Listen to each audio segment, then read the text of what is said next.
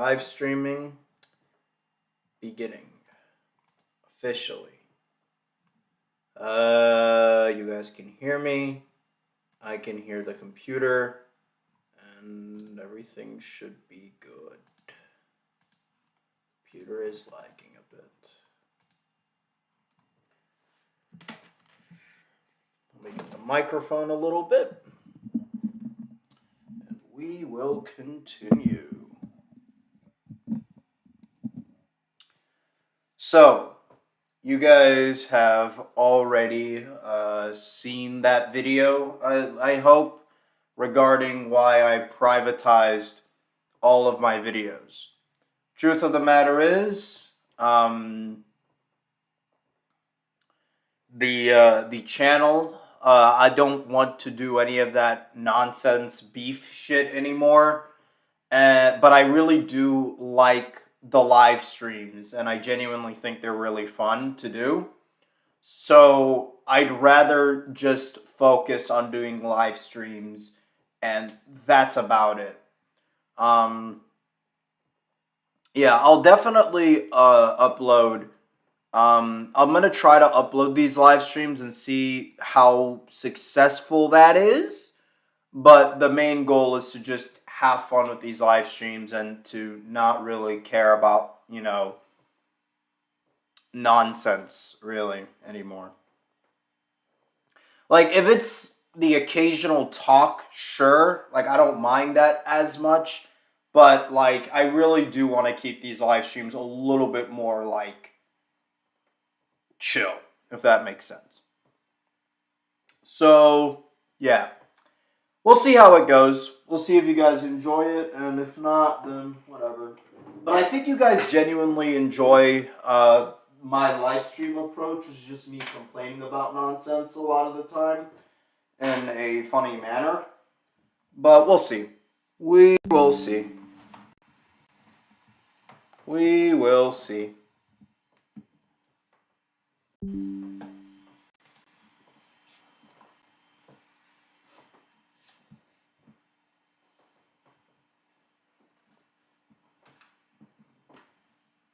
Thoughts on the AI voices meme? I don't know what that is, dog. I genuinely don't pay attention to memes anymore. Too old for that shit.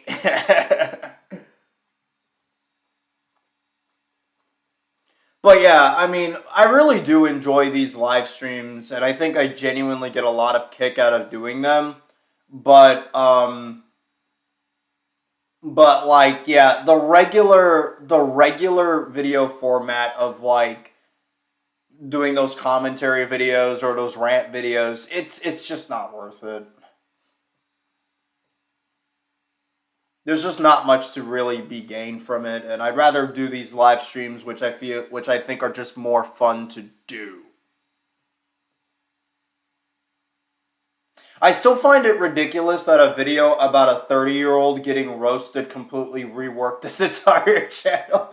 Yeah, dude, Blarney, I can't even lie with you, dog. And it's funny because it wasn't just my channel, it was Stoolmouth's channel too. Because Stoolmouth was watching the live stream live, and he came to that realization too, where it's like, is it really fucking worth it to even do this shit? Like, like,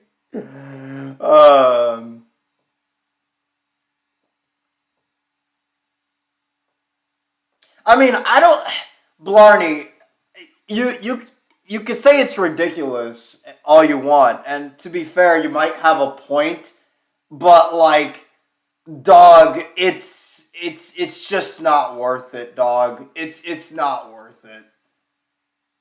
That video about that one guy that I beefed with on Twitter, and that video which completely made fun of him that we watched in the last live stream, that showcased just how much of a sad human being he was, where he was going around defending child predators and needing his fucking mother to come in and argue with a guy exposing him on the internet or whatever. It was so fucking sad and pathetic that legitimately I couldn't. I just couldn't.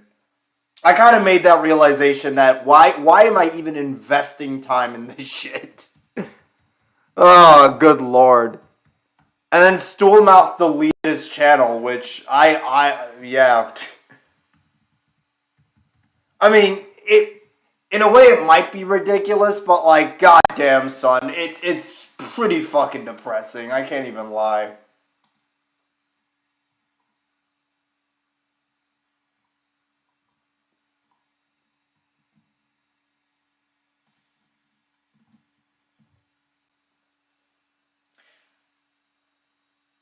I wasn't trying to critique you, by the way. I just found the whole thing so crazy to think about. Oh, no, I know what you meant, Blarney. It's okay. Don't worry about it. I know what you meant. You're a fan of mine, so I kind of understood what you meant by that statement. You know what? I find it ridiculous, too. It's genuinely crazy how just having that light bulb moment just changes so much shit.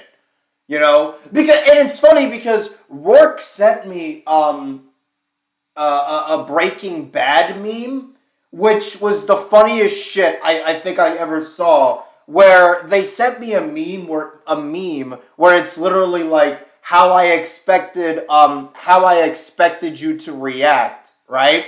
And the meme was like Walter White like having a grinning smile, how I expected you to react, and then and then he had like a what or not he and then they had like a what actually happened gif of like Walter White literally just throwing a cigarette into the fucking ground out of just depression. It's so fucking funny. I saw that and I was literally like, bruh, never change, Rourke, never change. uh there's a lot of fans that I talk to on Discord. And I just genuinely enjoy talking with them on Discord. Rourke, Nova Gecko, Mad Vlad, and a couple others I talk to on Discord. Recently, Red as well. Are you planning on deleting this channel? No, that's the thing. I'll let you guys know when I delete this channel. But I really do like doing the live streams. So for now, this channel is going to be exclusively the live stream channel. And my Twitter, which you guys should probably go follow. In fact, you know what? Let me like fucking update this like thumbnail real quick.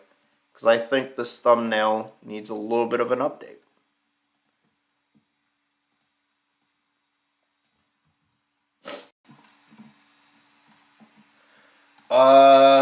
Give me 1 second, guys. Let me go on Paint real quick. Because I really, really forgot to include something in this thumbnail.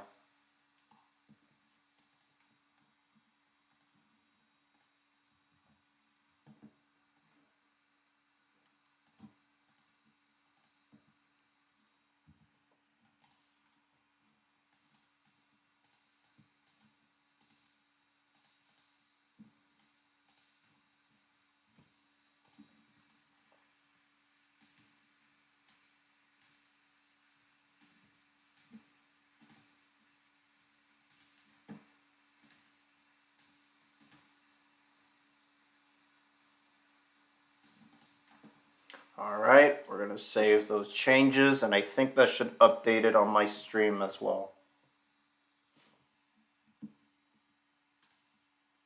There you go. So I have a new Twitter, and this Twitter is going to be exclusively for live stream updates and occasionally giving my like opinion on certain things. But I'm not going to be using this Twitter to go around and beef with people or to see arguments or whatever. It's just going to be me giving like the most bare bones opinions or whatever and just updating for live streams. And I'm not going to be active in it that much. But if I have any like important announcements about when I'm gonna be live streaming or whatever, I'm gonna be updating that Twitter. So there you go. In fact, let me actually make a link.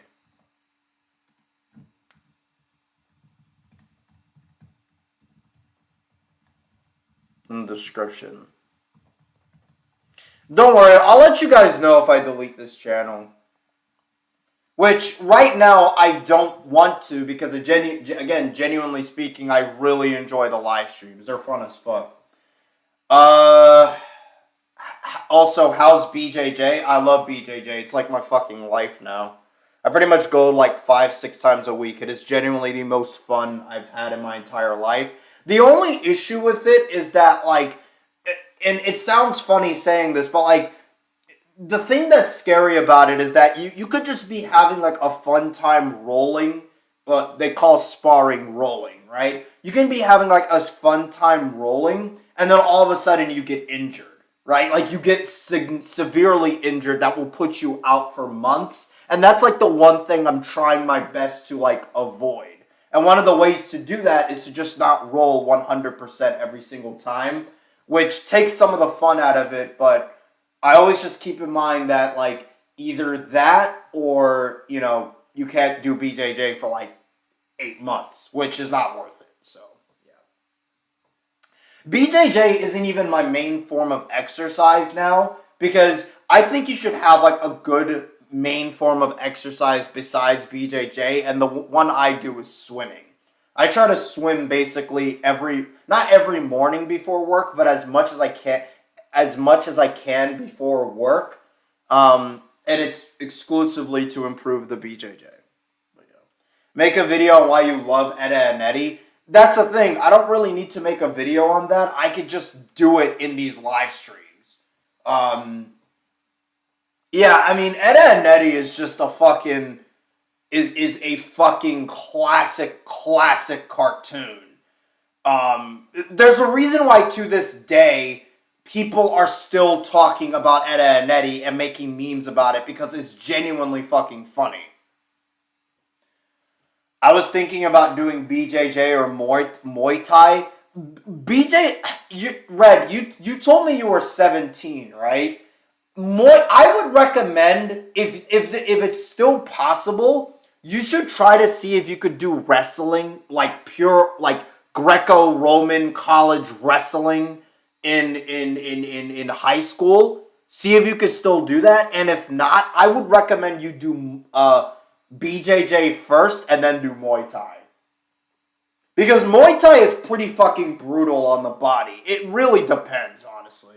But again, it's your choice. I mean, if you want to do something more geared towards striking, definitely do Muay Thai. But if you want to do something more grappling, which is what I do, definitely do BJJ. But again, try to see if you could do like high school wrestling, because you don't get that chance anymore. Because there's like no ways to actually learn the art of wrestling besides high school, which really fucking blows. But whatever. Unless you're, like, really lucky and you can find, like, a wrestling club somewhere. But, like, most places don't have that. Because wrestling is purely competitive. And most people you can't really find competitions for, like, grown men in just wrestling. So, yeah. Have you heard modern SpongeBob brought back Mindy from the first SpongeBob movie? I have not heard of that, but that is just another reason why those modern SpongeBob episodes are so fucking awful. Like, seriously, those episodes are just so bad. Like, it's not, like, clever. It's not interesting. It's not cool at all. Because you see, when they try to, like, bring references that don't make any fucking sense whatsoever. Like, Rourke sent me a Discord message about how they even reference, like, the rock bottom shit. And I'm just like, wow, this is actually really, really pandering and really fucking bad. It's really funny to me, and I'm not gonna go too in depth with this criticism, but I always found it funny how a lot of these like reviewers you see online, you see them like constantly criticize pieces of media for being pandering and shit, and it's like, but then they praise this shit, which is the most pandering thing imaginable. Like, it's bullshit. I've also been getting interested in karate. Kilohertz, it depends on what type of karate and how they actually train it, if I'm being honest with you. I'm going to be honest, most karate schools in the States are bullshit. They're McDojos. And if they don't spar, then they're garbage. But then there are some that are actually legit, like Kyokushin. If they're actually basically, they have to be sparring. There's no other way around it. Like, they actually need to be fighting. But if they're just practicing, like, these unrealistic forms or some shit, I mean, yeah, no, I wouldn't recommend it. Make a tier list of Pokemon games? Nah. All you really need to know is that I stopped caring about Pokemon after, like, Gen 4, and Gen 5 was the first generation I genuinely was like, yeah, I don't want to do this shit anymore. And I was 12 at the time. Ed, Edd n Eddy's either my second or third favorite cartoon based. SpongeBob and Ed, Edd n Eddy easily have the most iconic soundtracks of any animated series. That's another thing that I feel like old cartoons were just so much better at. And that being that they actually had, like, not compelling soundtracks, but like soundtracks that were actually iconic and that actually was, like, recognizable. You know, like SpongeBob, Ed, Edd n Eddy, what's another show? Megas XLR. Even though that show didn't really go anywhere, it had a really, really fucking classic soundtrack. To this day, like, it's funny because Rourke never knew anything about Megas XLR, and I sent them, like, an episode. I sent them one of my favorite episodes to watch just so I could get their opinion and shit, and they watched it, and their immediate reaction was, the soundtrack for the show is lit. Like, yeah.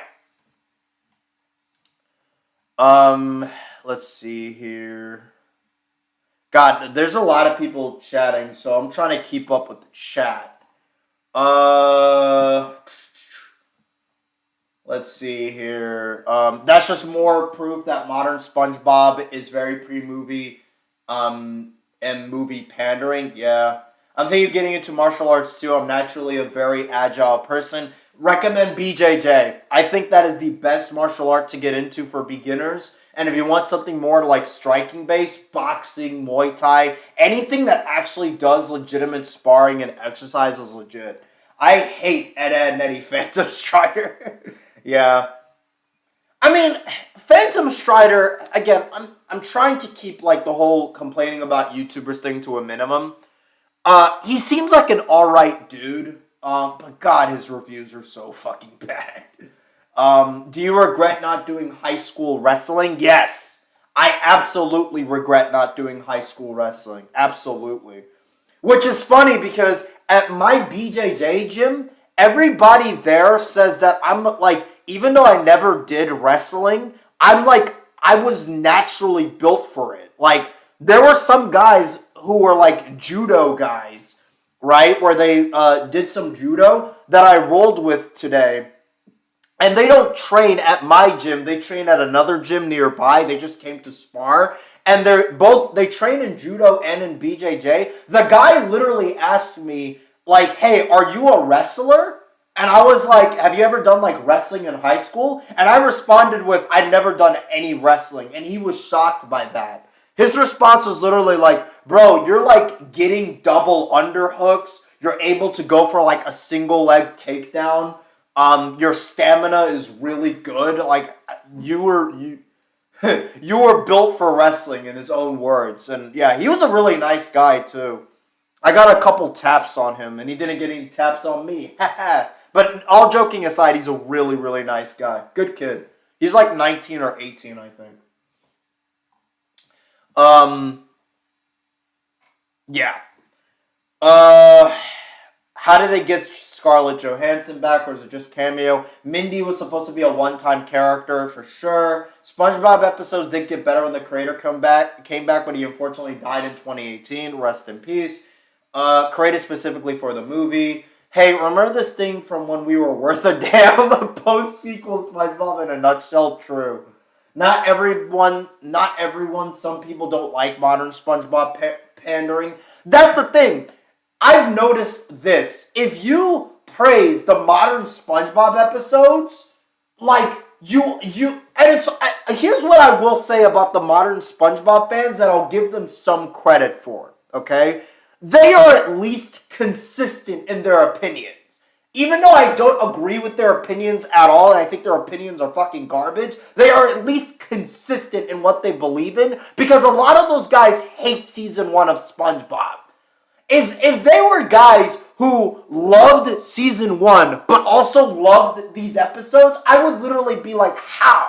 Like, you cannot like season 1 of SpongeBob and like the modern SpongeBob episodes, and there's just no consistency in that at all, because the way those shows were drastically fucking different. And season 1 is the best, of course, obviously. Need to find a video that make you quit live streaming too. Bro, guys, Rourke is out here. See, Rourke is the most powerful detractor. You know, he's they are the true detractor of this channel, because they are single-handedly trying to find ways to assassinate this channel. I love Rourke. Rourke is amazing. Rourke actually inspired me to watch Breaking Bad. Which I'm about to make a Netflix account for it, just to watch Breaking Bad, because it seems like a really, really fun show. Even though Rourke has already spoiled me a lot, but whatever. There seems to be a divide between the SpongeBob fandom. Yep. Rourke, don't you fart in air. Rourke, don't you dare. Yeah, that's really funny. Stefan Hillenberg didn't want any SpongeBob spinoffs. He said he didn't see them. Actually, a lot of people used to hate Ed, Edd and Eddy back in 1999. Well, those people, I don't know. That's the thing. Like, you always hear shit like this, but it's like those people's opinions are like never around nowadays, which I think is really funny.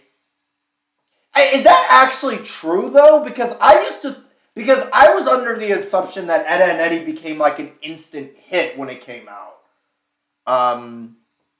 Phantom Strider doesn't really do cartoon content anymore, as far as I'm aware. I mean, good for him.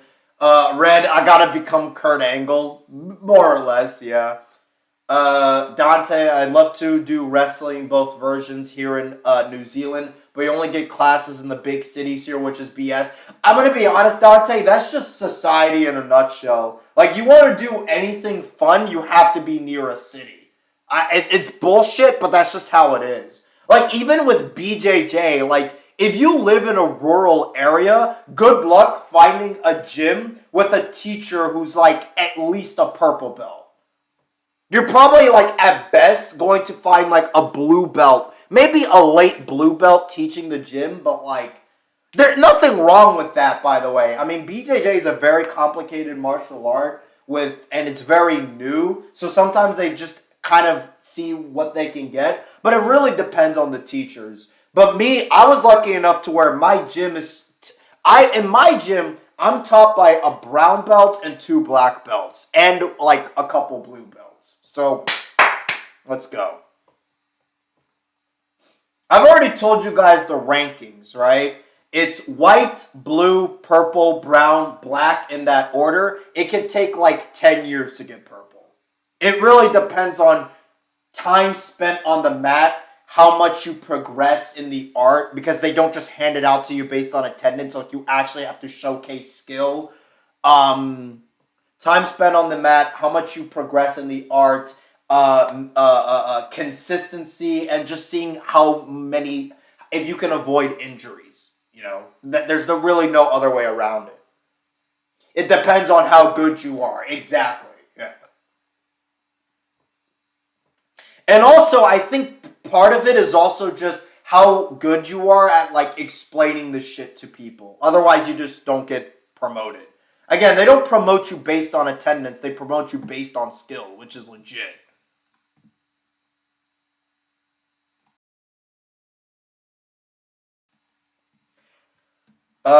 Steven Universe, we are about love and kisses coming.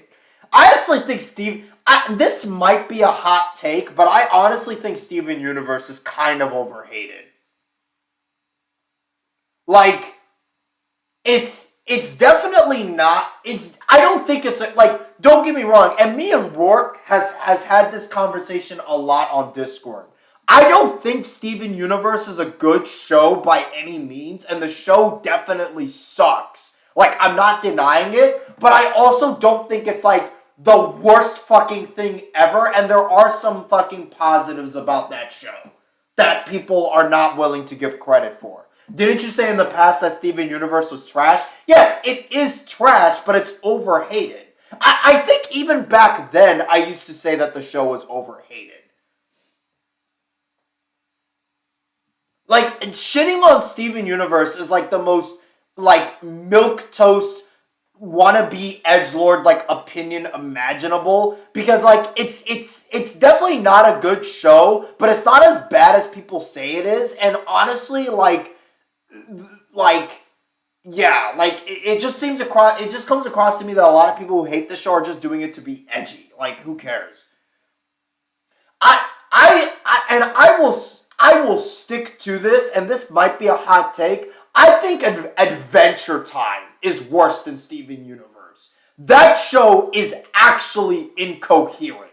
Like, Adventure Time is so fucking garbage, it's actually crazy. I thought Ellis Mark doesn't like most of modern SpongeBob. I don't know anything about what Ellis Mark is doing, and I don't care. How's the reading? The reading is good, Viper. Have you seen the new Ree-Man movie, Ree-Man, The Destruction of Liberty Mutual? Spoiler alert, Mr. Tafferton was the CEO of Liberty Mutual the whole time. That's pretty funny.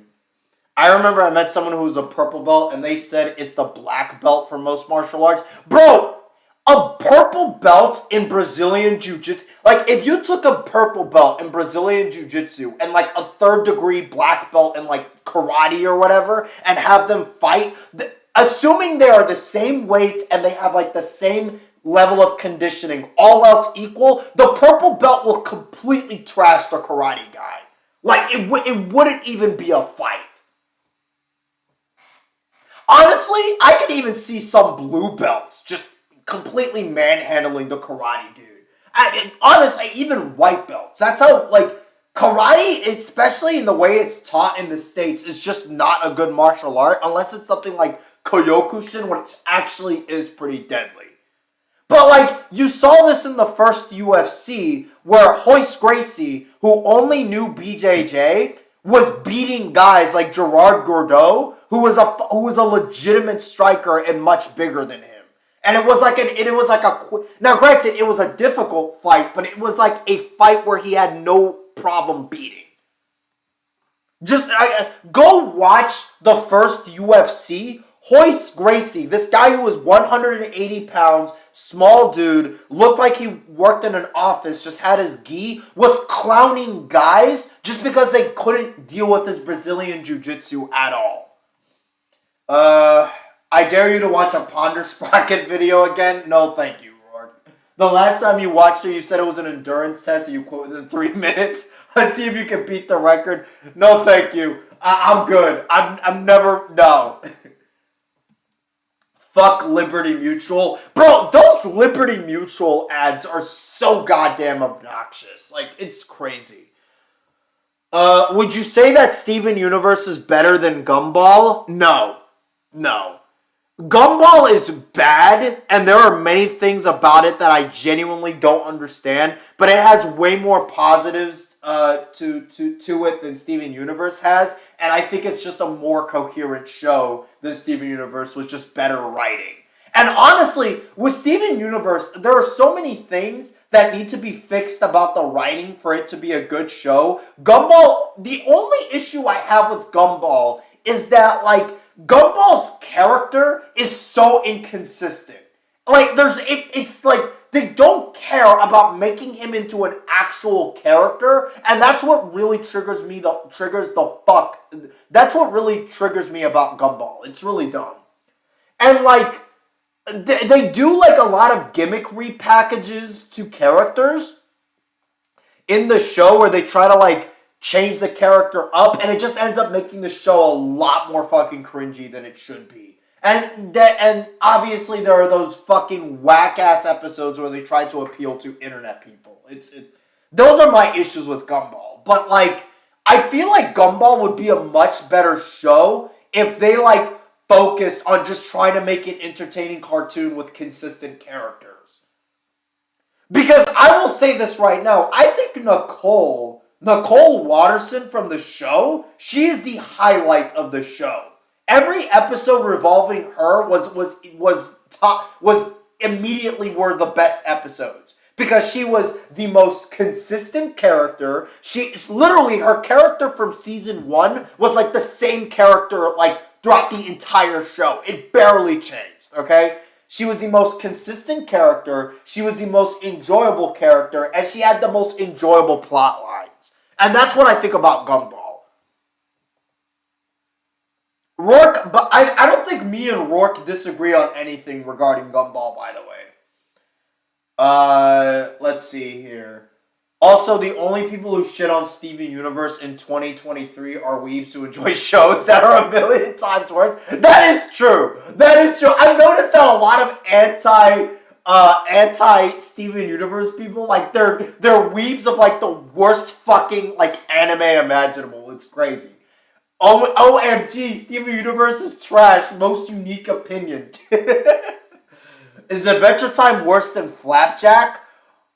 No, I wouldn't go that far because I think Flapjack is unbearably awful. I hated that show even as a kid. I never liked Steven Universe, but it's not that terrible. Very overhated. Exactly. Most of it is just anti-SJW hate. It's not just anti-SJWs, though. A lot of people hate that show. Like, they really, really hate that show. I don't understand why. To be fair to Gumball, it's mostly inconsistency. That's the problem. The show's a comedy. It doesn't need to be coherent. That is true. That is definitely true. Nicole, I'm so glad Dab H dude and Math Dominus roasted you. Ball sniff. You're just saying that because she's your cat waifu, Kevin. Viper, fuck off. Like, go away. We should put Viper on timeout just for saying that. Oh, hi, Stoolmouth. Ball sniff might actually be Stoolmouth in disguise, honestly. Probably not. I don't know. Nicole was the best written character by far. Yep. Why does somebody always have to mention Dab H in your stream chat? That's pretty funny. Penny was also consistent. Yeah, she was pretty consistent. I'll give her that.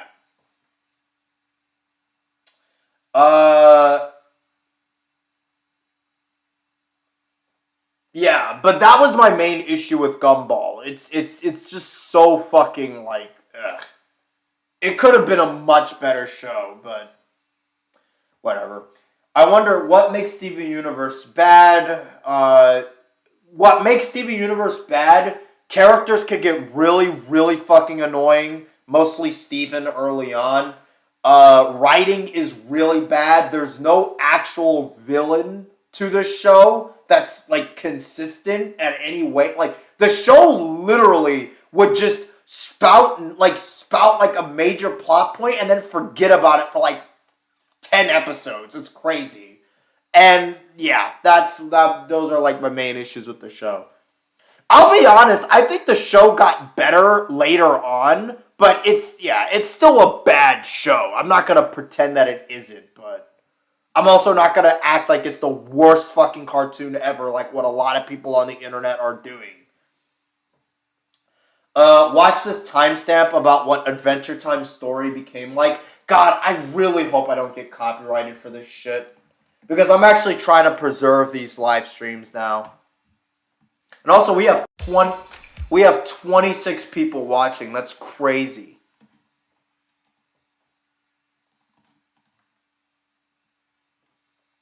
The only good thing about Gumball is the female characters. That's about it. I wouldn't go that far. I think Tobias was a pretty funny character. Because he was basically... Tobias was funny because, like, in season 1, his character was that he was a fucking jock. Like, who kind of bullied Gumball and Darwin and shit. But then he just became, like, the fucking punching bag butt monkey of the show. Which I think is pretty funny. Richard was also pretty consistent. I'll give Richard some credit in that regard, too. I will say this. The episode where the entire universe was about to explode because Richard got a job was genuinely really fucking funny. I will give them credit. That shit was hilarious. And that's the thing. When they make episodes that have consistent characters and focus on those consistent characters, that's when the show really shines. But instead of doing those episodes, it's just Reddit fucking humor, like what some guy in the chat earlier said, and focusing on Gumball as a character who's completely inconsistent every fucking time. And then you have sometimes where even fucking Darwin at times barely showcases consistency. Which, again, I don't understand. Like,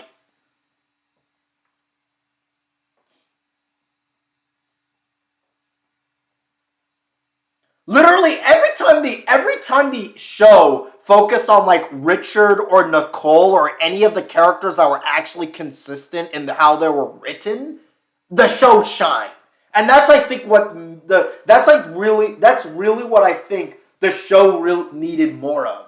That episode where Richard almost destroyed the universe was hilarious because of the fact that it was actually built around a well-defined, consistent character. That pause? I don't know what pause you're referring to. I never liked Steven Universe to begin with. Yeah, a lot of people don't. Sorry, it's really hard to keep up with the chat. So if I miss what you say, I apologize for that.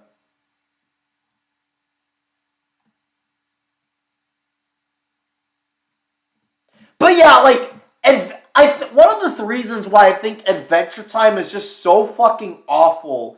And sorry, Rourke, I really don't want to watch that clip because copyright and shit. I'm trying to be, like, careful with this. Maybe, like, later on, but we'll see. But, like, one of the things that made Adventure Time so fucking awful to me is that you can tell that the writers were just making shit up as they went along.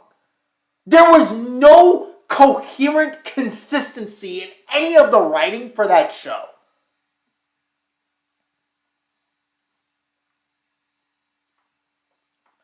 Like, it's amazing to me how, like, it's not a clip, it's a timeline with no audio. Okay, we can watch it then. But, like, it's amazing to me how the show, like, apparently actually had a storyline. It's like, no, it fucking did not. There's no actual storyline to that show. Like, it's just nonsense. Like, it's bullshit. You know? Like, what the fuck? Do you think that regular show is decent? Here's what I'll say about regular show.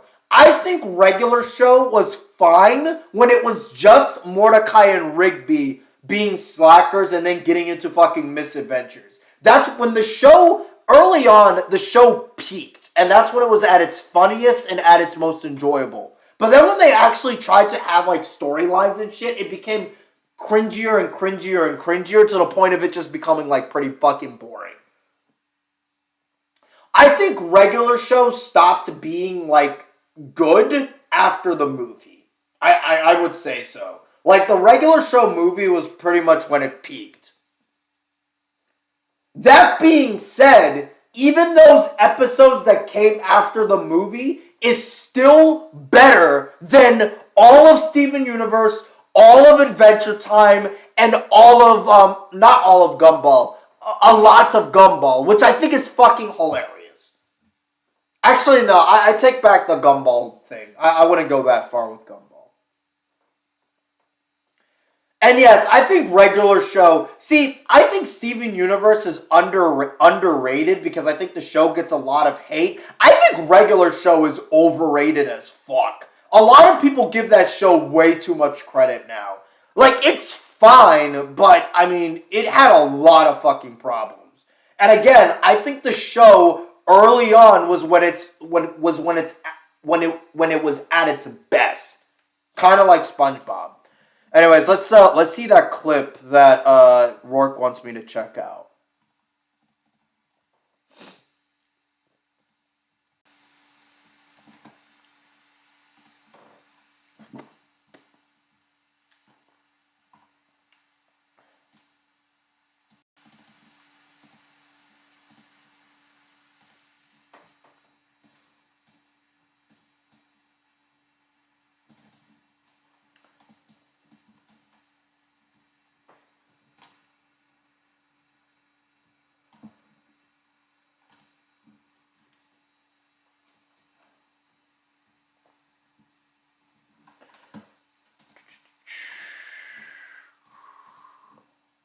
God, is there a way to make it fit to screen?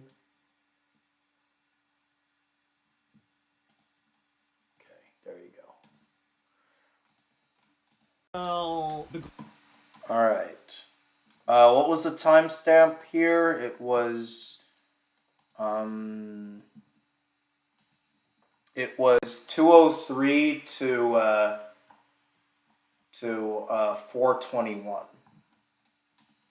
Green Catalyst Comet and the Creation of the Crown. 65 million years BMW. In the twilight hours of Earth's Cretaceous era, the ice elemental Urgence Evergreen points out to the other elementals that the green comet hurtling towards Earth is writhing in a particularly disconcerting way. Yeah, like, what the fuck is this shit? Like, when was this established? The fuck? At the comet's imminent destruction of life, Evergreen builds a crown whose phantasmo circuitry would bound to its first bearer and grant them their one deepest wish. When the other elementals reject Evergreen's plan, he ices them. Naturally. Evergreen powers his crown but becomes indisposed at the last minute, leaving the responsibility of using the crown to his maligned and mentally scarred dinosaur assistant, Gunther. But Gunther's deepest wish isn't to destroy the comet, it's to become Evergreen. Gunther thereby turns the crown into an artifact that gives the wearer ice powers at the cost of their own identity and sanity, and some form of every wearer's consciousness is stored in the crown circuitry. Meanwhile, the green comet strikes Earth, inciting a mass extinction. In 65 million years... Again, when was this shit fucking established?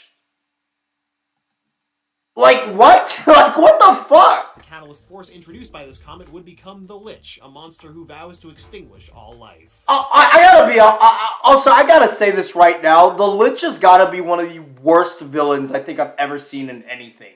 The dude, literally, from any episodes I've seen, has no actual character.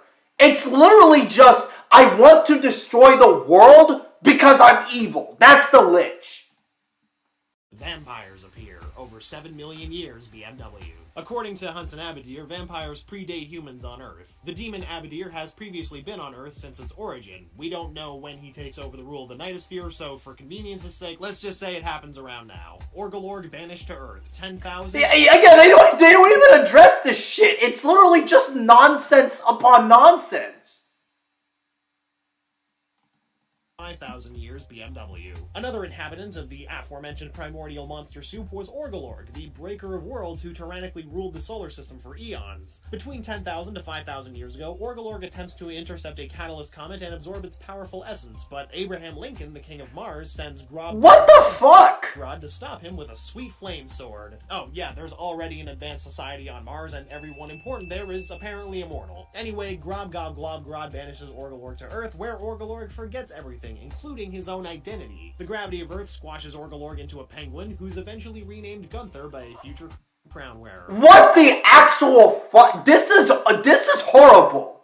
This is actually... See, my opinions on Adventure Time were mainly on like a few episodes here and there that I tried to watch and just couldn't get into. And like actually learning about the story a little bit, right? So it's not like I watched every single fucking episode of the show. But this is fucking garbage. Like, this is actually just garbage. So just to be clear, this Gunther is not actually related to the dinosaur trapped in the crown circuitry. My name is Kit Tanthalo. Like, My mother is Sorsha. yeah, okay, fuck off. Orgalorg maintains his immortality, though, and continues to appear throughout human history. The Rainicorn Dog Wars, about 2000 BMW. Elsewhere, a nasty, long-lasting war breaks out between the two primary inhabitants of the Crystal Dimension, long, rainbow-bodied unicorn-like creatures called Rainicorns and a race of intelligent dogs. The so-called... I get it. Jake's girlfriend, I forgot what her name was in the show, is that creature, and apparently... years ago, they had a war. Their species had a war. Isn't that so cute or whatever? I don't know. Called Rainicorn Dog Wars are fought over territory in the Crystal Dimension. Although fighting ends several hundred years after the Mushroom War, the group and power of the Crystal Dimension would change constantly, and hate crimes between the two groups aren't uncommon. Golb attacks Mars. Yeah, this is, whatever. It's like literally, it's just, this shit was apparently supposed to have a fucking storyline, and it did not. Like, Abraham Lincoln was just a gag in the Nicktoons pilot. I didn't know he was actually part of the lore. That's what I thought too. Like, I thought Abraham Lincoln was like in one episode where, as like a joke, where Jake got like, where Jake was fucking, what was it, framed by the Magic Man or some shit. That's what I thought Abraham Lincoln was. But he was actually a part of the fucking lore. Like, he was actually, like, a significant part of the lore. This is awful. This is absolutely awful. Yeah, I really am confident in saying that Adventure Time is worse than Steven Universe. Like, it really is.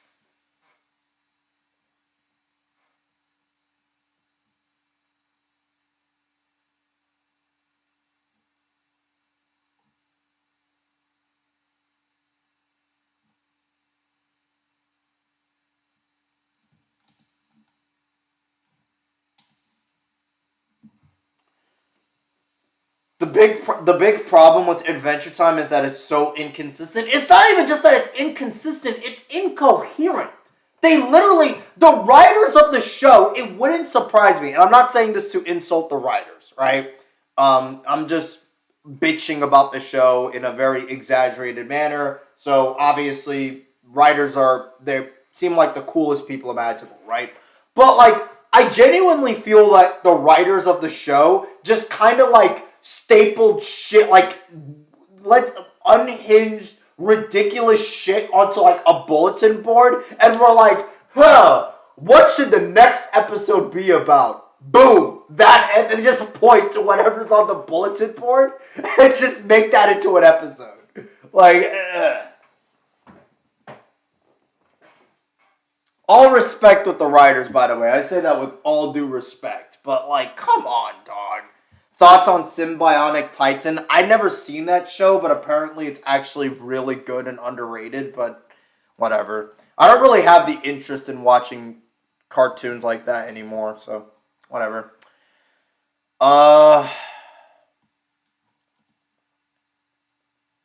Adventure Time's creator Penwar stepped down after the 4th season. That might actually be part of the reason why it became fucking garbage. Oh, God.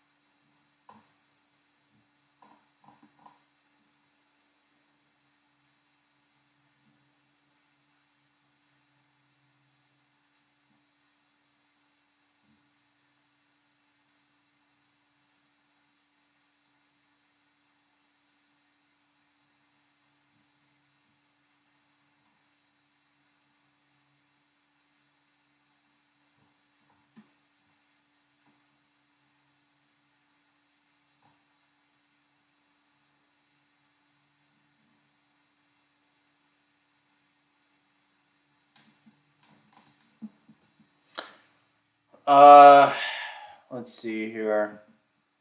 Adventure Time. I already read that. I would say Adventure Time's concept only works as an episodic show.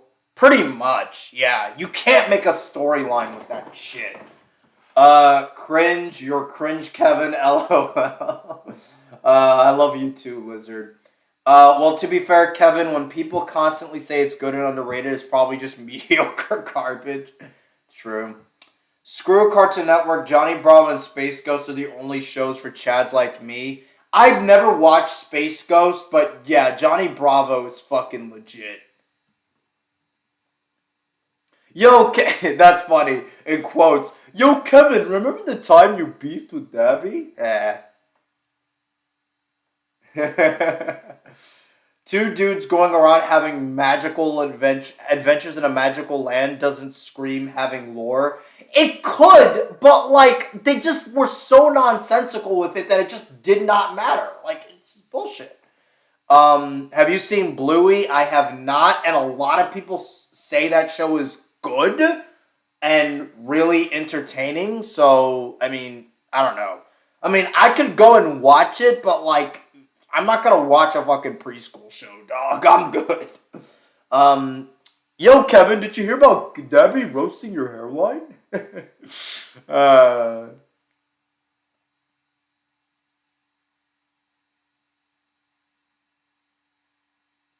Have you ever heard of Nick Knacks by Pop Arena? His videos vary in length with the depth in his history, and reviews are actually pretty interesting. Never seen it.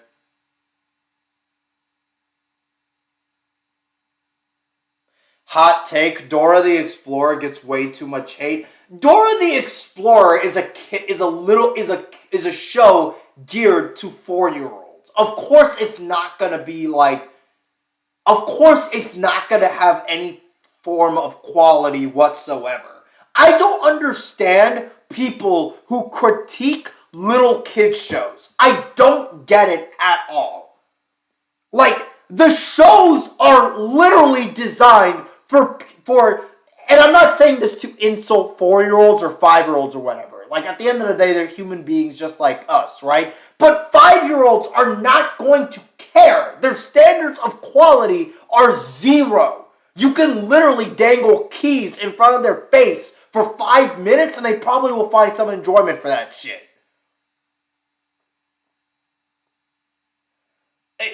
I think talking about kids shows to an extent, also the logic still kind of applies there. But I think with kids shows, it's a little bit more understandable because there's genuinely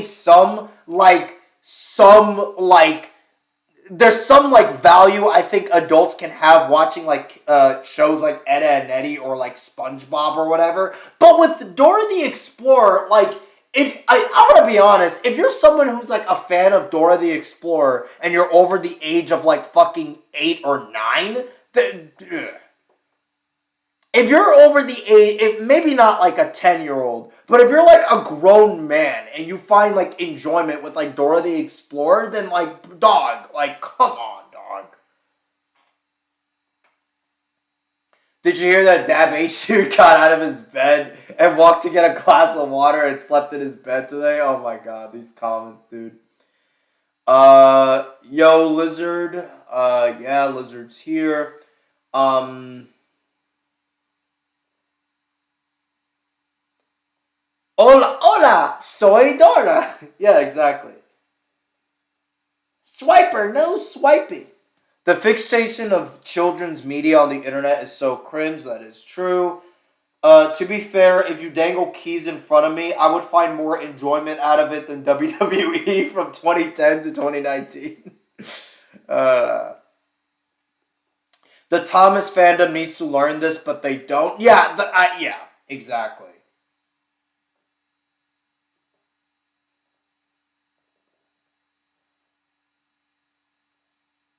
Nick Knacks is like Nick-O-Rama, but for every single show that aired on Nick from 1979 to present, including acquired and original programs. Farting inner, unless the grown man has a disability. I mean, yeah, obviously. But if they're like a grown man who's a functional human being, like, yeah, they shouldn't be watching shit like goddamn Dora the Explorer. Like, come on. Or yeah, and the same thing goes with Thomas the Tank Engine. I remember Blackbuster Critic back in the day. He got a lot of shit for addressing this to people on the internet, where he literally made like a controversial video basically saying something along the lines of like, how are there like 20-year-old grown men who are fans of Thomas the Tank Engine? Not like they watched it once just to relive their childhood and have like a little bit of nostalgia. I mean like actual fans who watch it like how another grown man watches Breaking Bad. Like, that doesn't make any sense. And he got like a lot of hate for talking about that in a negative manner. Like, it was called Message to Sonic and Thomas fans. Yeah, something like that. It was ridiculous. Same with MLP. True. I appreciate Dora for as what it is, a show for little kids, and there's nothing wrong with that. Exactly.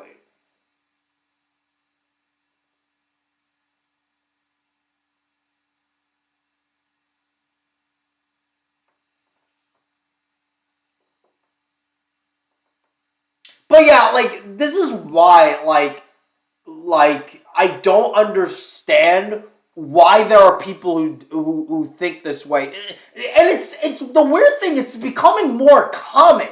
Like, that man-childish shit that would have had you laughed at, like, in 2010 or whatever, I feel like nowadays it's becoming, like, accepted. And I don't understand why. Like, why is it that nowadays, if you went and said, oh, I watched, like, Dora the Explorer or something, people wouldn't care as much, at least as much as they used to back in the day. Like, it's weird.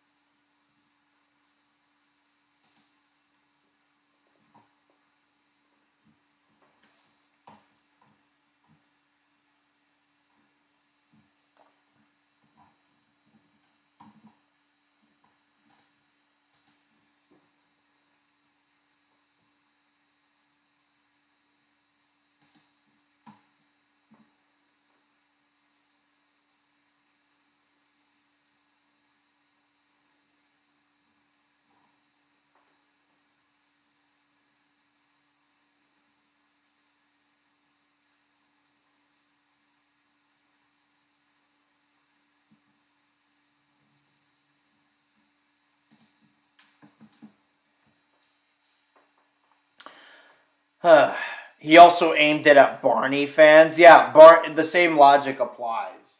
Like, these are shows literally designed for 4-year-olds. Like, come on.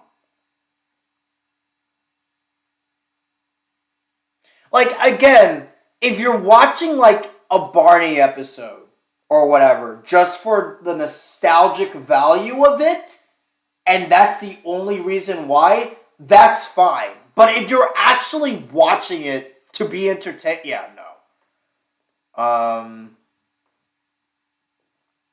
Blackbuster Critic was ahead of his time. Dude, Blackbuster Critic was a fucking legend, dog. Genuinely one of my all-time favorite YouTubers, and it's not even close. Let's see here. Nah, I just spammed Kevin with it. Rourke, I'm actually gonna start watching it tomorrow. I just had a lot of shit I had to get done this week. Important shit, including like getting my taxes handled and shit. So once I get cleared up, I'm definitely gonna start watching it for sure. And not just taxes, but I also need to do like an eye appointment and just, a lot of shit has been I've just been busy, that's all. Thoughts on the Alpha J show? He's garbage, but whatever. He's not really as, like, many reviewers are shitty, so who cares? Why are people so excited for the upcoming Blue's Clues movie? Again, I don't understand why. It doesn't make any sense. Because these people were born in 1984 and grew up with Bella and Sebastian, a Nick Jr. show with Metal Gear Solid-like storytelling. Wait, is that true? I've never seen that shit.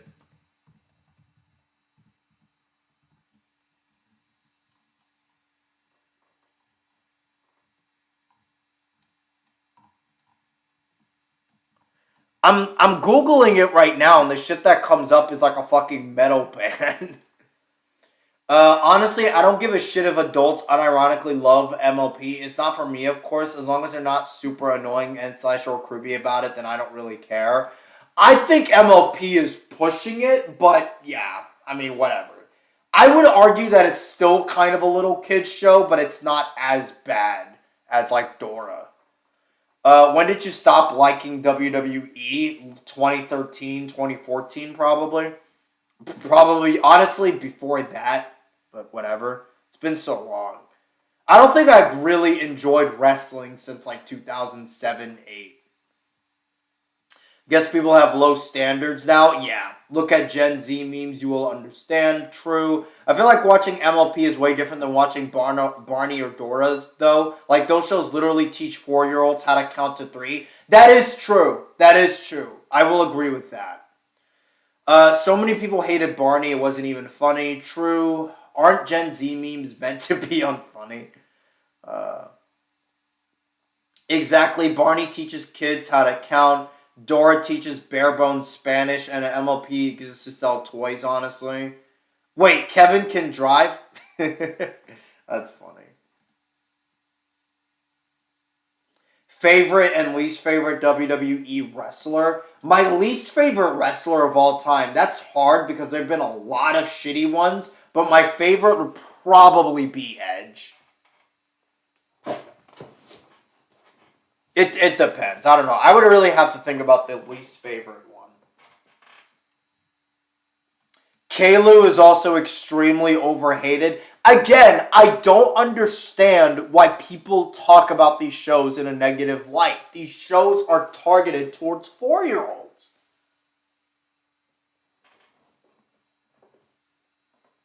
BBC would have been called an anti by weebs on Twitter. Dude, Blackbuster Critic, he was ahead of his time, dog.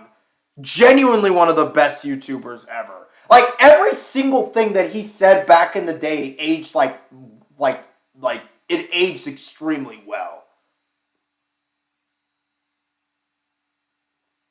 Kailu or Kate is pronounced Ku. Wait, Caillou? Wait, how do you pronounce? Wait, Caillou? Is that it? Caillou? I've always thought it was Kalu.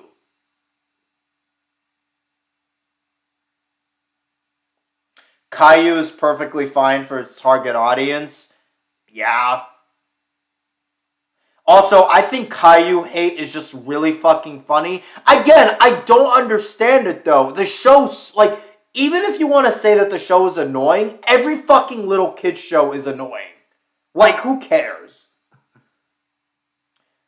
The only kid show that I think, like, little kid show that I think wasn't entirely annoying and I could probably sit through an episode was probably like, God, I'm trying to think of one. Probably like Arthur. And that's about it. And honestly, Arthur was just kind of carried by his theme song. If I'm being honest with you. I'll say this. Arthur's theme was a fucking banger. Like an actual banger.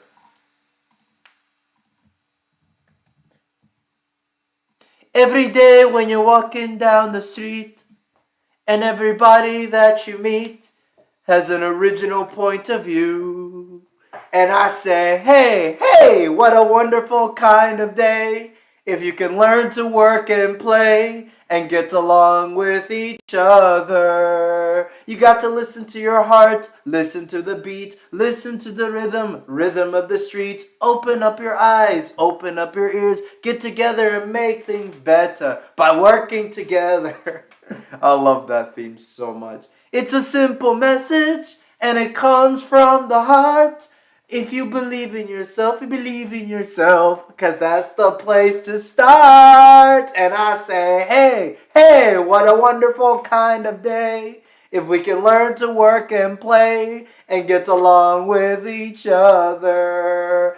I love that theme so much. Literally, I listen to that theme song like occasionally, like out of the blue. And also, we have 40 people watching this shit. 40 active people watching this live stream. That is insane.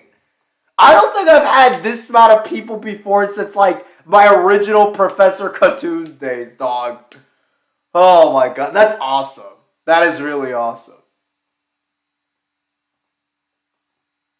I remember there was a time when I live streamed back in the day when I had like 100 active people watching.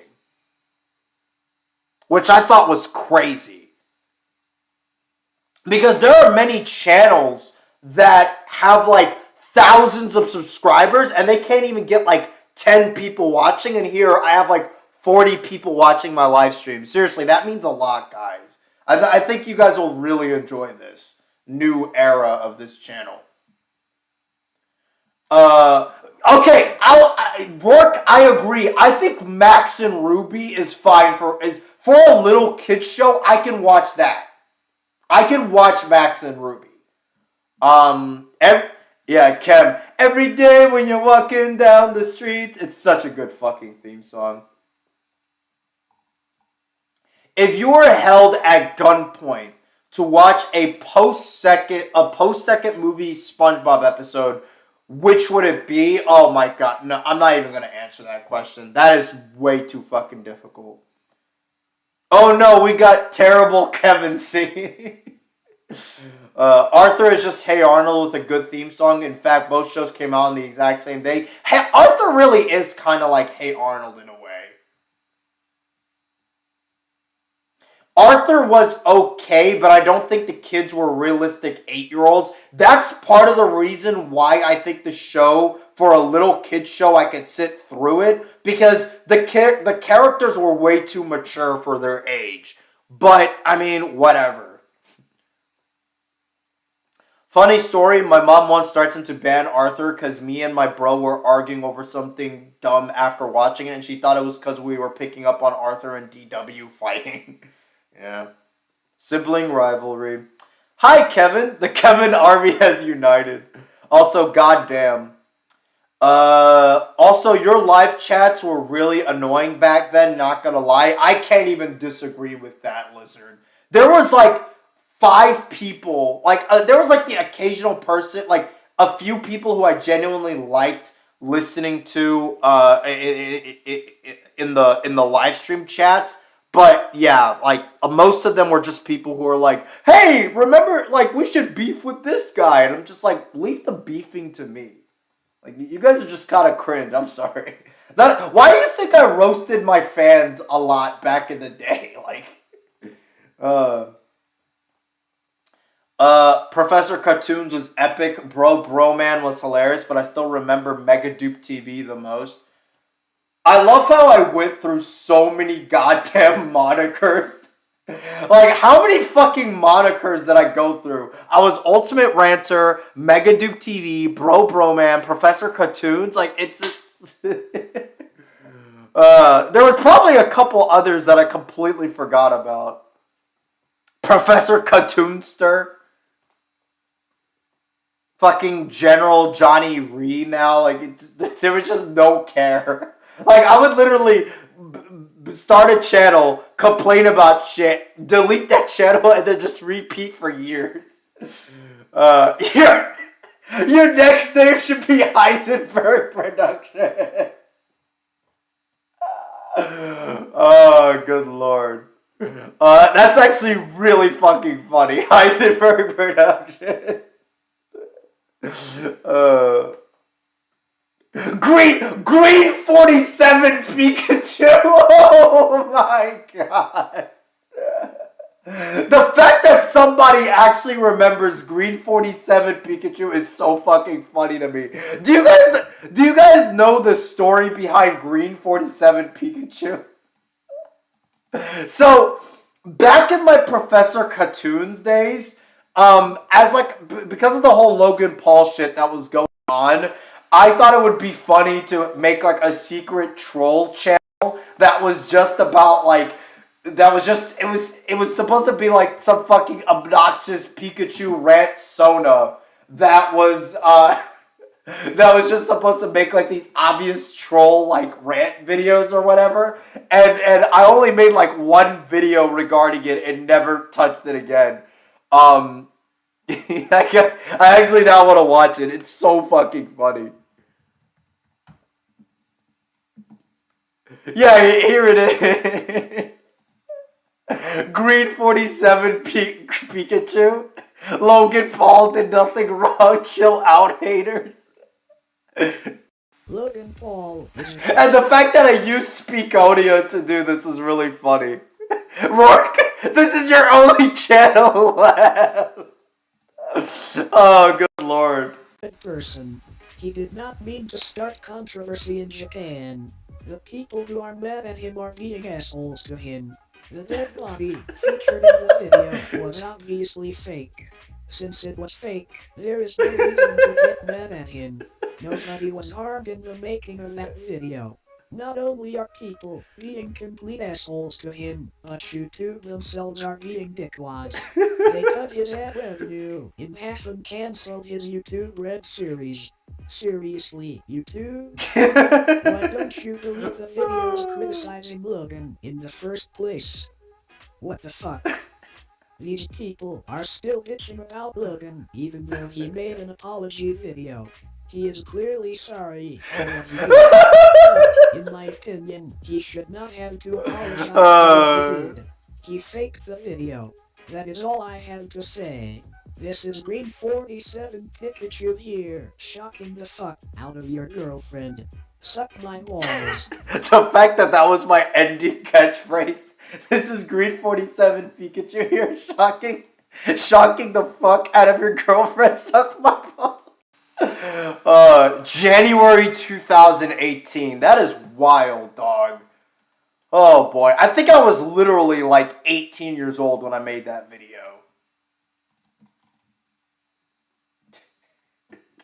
Perfect outro. This is Green 47 Pikachu here, shocking the fuck out of your girlfriend. Suck my balls.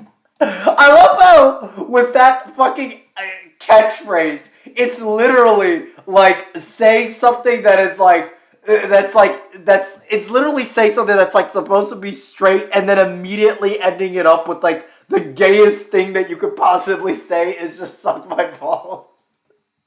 That was really fucking funny.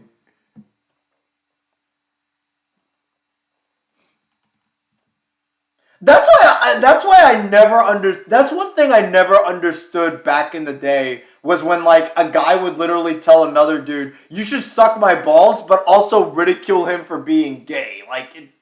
Yeah. Makes no sense. Bro, that was literally 5 years ago. Holy shit. Yeah, dude, I am just as shocked as you are, dude. Time flies. I still remember this video like it was yesterday.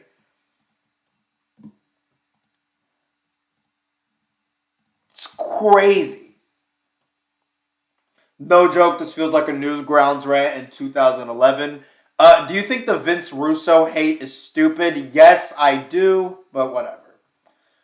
At least re-upload your response to Harry on a Hook. Nope, not worth it. Like I said, man, it's just not worth it anymore. Still not as funny as your sick bird, bro, your pentagram video. I feel ancient, bro. You and me both, Lizard. You and me both.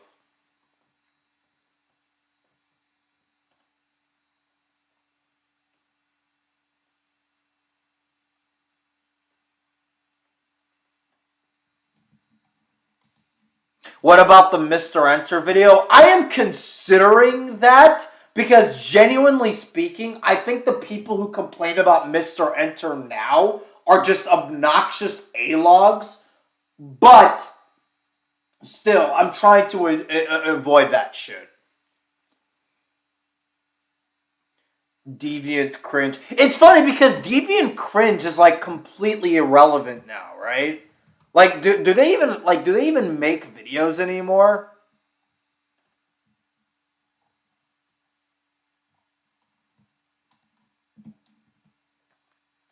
It's crazy how Izzy Sanity had me deleting every beef I've ever been on the internet. It's taking me like a week and I'm still probably not done.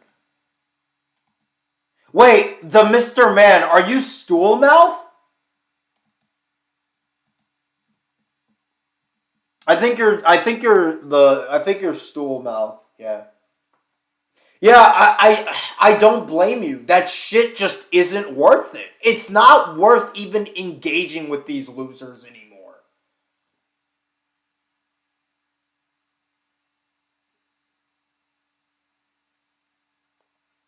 Not saying I am, no. I don't know who that is. Okay.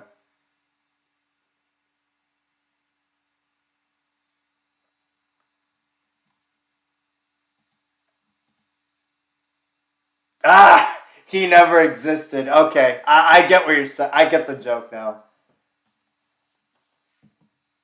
But yeah, like, when Rourke sent me that shit on Discord, when Rourke sent me that shit on Discord about, hey, look at this lolcow that you beefed with on Twitter. You'll find it funny. Okay, I was like, all right, we can react to it on a live stream. Okay, I go into a live stream. You guys are all there. We react to it, and it was genuinely the most saddest, most pathetic shit imaginable. The fact that I even decided to beef with this human being at all, it was genuinely depressing to the point where I was like, I'm not, no.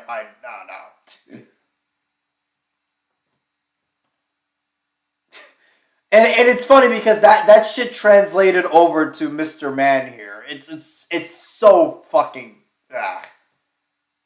I missed that stream, unfortunately. Lizard, you should have seen my fucking reaction. Like, everyone in the chat were literally being like, we're literally just making jokes about how, like, that video killed Kevin because it more or less did.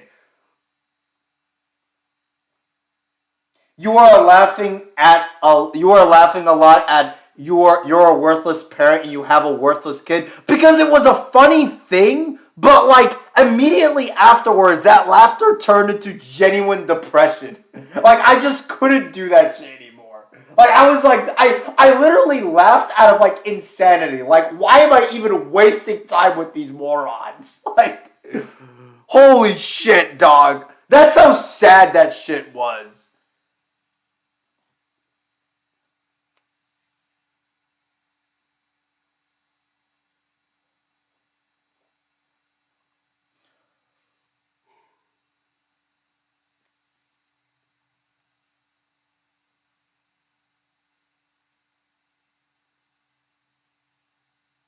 The Pedro Pascal? I don't know what Pedro Pascal is.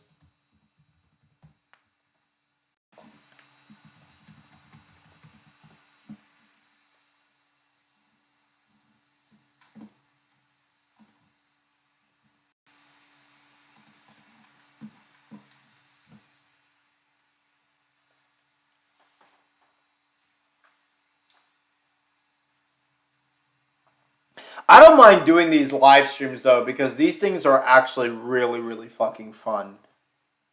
And I think you guys enjoy them way more than like whatever the fuck I'm bitching about regardless. So who cares?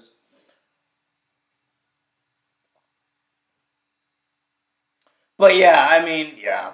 And I'm gonna try to keep this one up, because I think you guys genuinely, but I also am scared that if I start uploading these live streams, people are not gonna be coming to them live because they'll just be like, oh, even though I missed the live stream, you know, I'll just watch the VOD, and I don't want to. I don't want it to be like that because if nobody's coming to the live streams, then it's like whatever. But God, 30 to 40 people. That's wild. You guys really make me feel really good when I see the amount of people who attend my live streams, especially considering the fact that how small my channel actually is in the grand scheme of things. Also, sorry about that. I'm loading up the AVGN clip.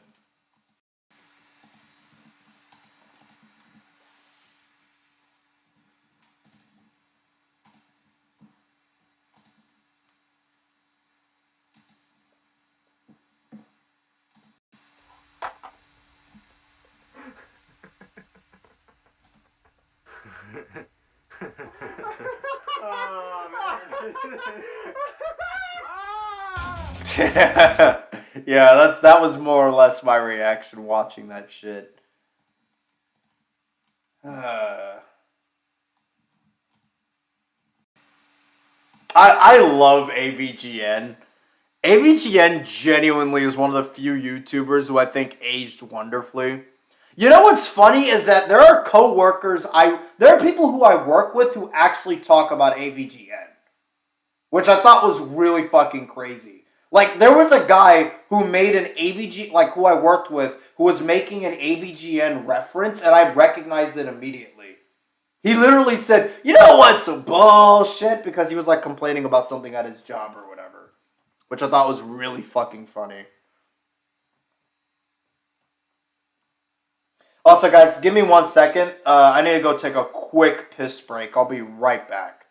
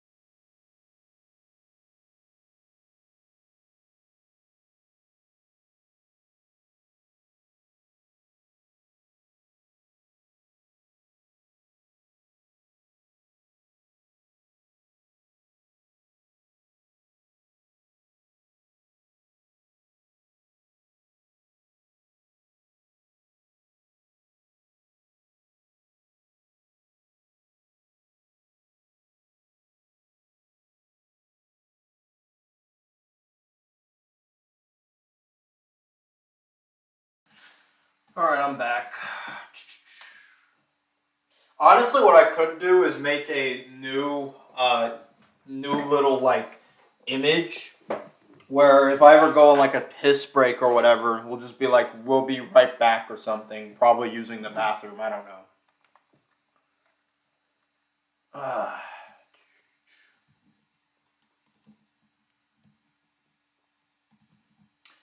guys can hear me, right? Like I turned on the microphone again? Yeah, I did. Okay, cool. Let's see here. I saw his Doom episode. It was good. There's one thing that didn't age well in his older videos. Guess that thing.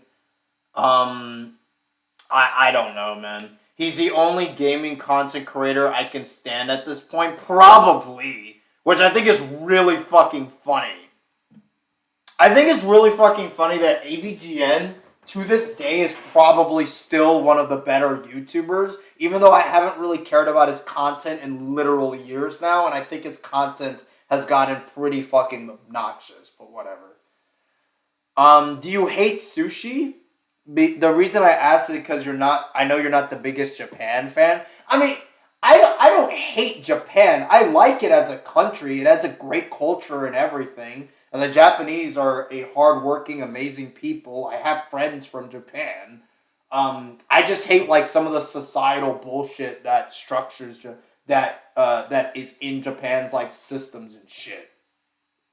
I don't hate any country. I don't hate America. I don't hate Japan, etc. But do I hate sushi? Yes. I don't like sushi at all because I just don't like that raw fish shit, and I'd rather just eat it like my salmon cooked with rice. Like, yeah. Let's see here. I love me some sushi. That's cool, Lizard, but I disagree hard on that. I really don't like sushi. I still like AVGN. The old episodes have the best rewatch value, but whenever there's a new episode, I'll watch. I don't watch any of the newer episodes, but I do rewatch the older episodes a lot. Do you live in a walkable neighborhood? Rourke, what do you mean by walkable? As in, like, safe, or as in, like, easy to walk on? Because, I mean, either way, I live in, neighborhood is good in both of those categories. AVGN episode tier list, but that would be difficult. Well, there's also just, again, I haven't really watched any of the new AVGN episodes because I just don't like them. But yeah, it probably would just mainly be would probably mainly be like the older episodes that would be at the top.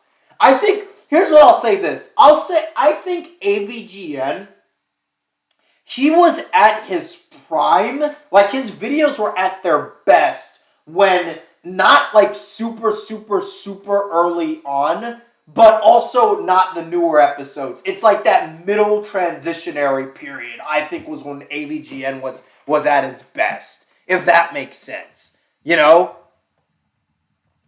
that make sense? Like, do you guys know what I mean? I think the best episodes came out in like 2008, 2009, basically.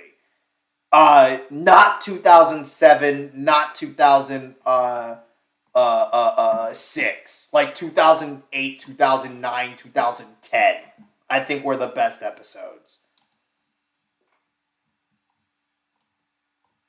Like, from 2008 to 2010, it had banger after banger after banger.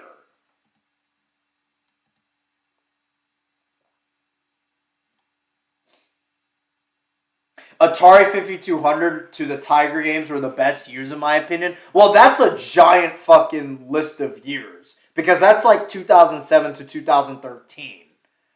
But, like, let me put it to you like this. Like, the 2008 to 2010 era had shit like, it had shit like the Virtual Boy episode, the Indiana Jones episode, the Superman episodes, the Batman episodes, the Dick Tracy episode, the fucking the Mylon Secret Castle episode, the fucking Moonwalker episode, the Atari Jaguar episode, the Terminator episodes, the Plumbers Don't Wear Ties episode, the Bugs Bunny episodes,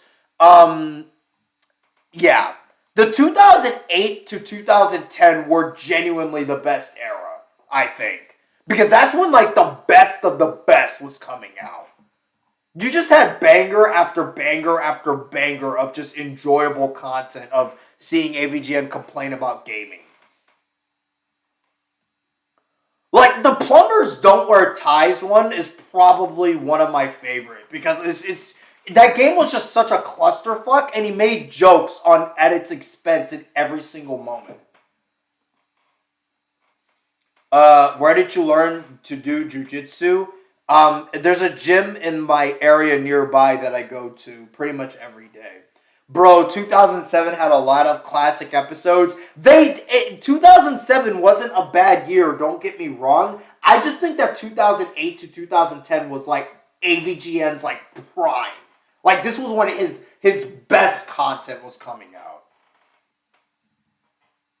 I don't know, 2006 to 2007, those episodes in retrospect, they were good, but there was just something a little bit like barren to them. Does that make sense? Like, I felt like the show was just a little too, I don't want to say it was boring. I just think that was a little bit too, like, there could have been like more to it. You know what I mean?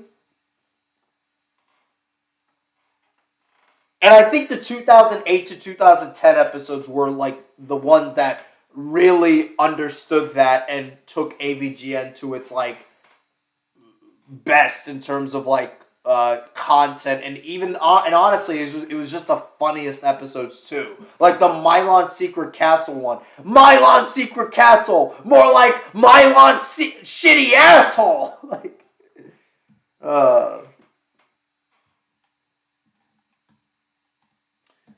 his AVGN's rant on the stock market when he was doing the Superman one.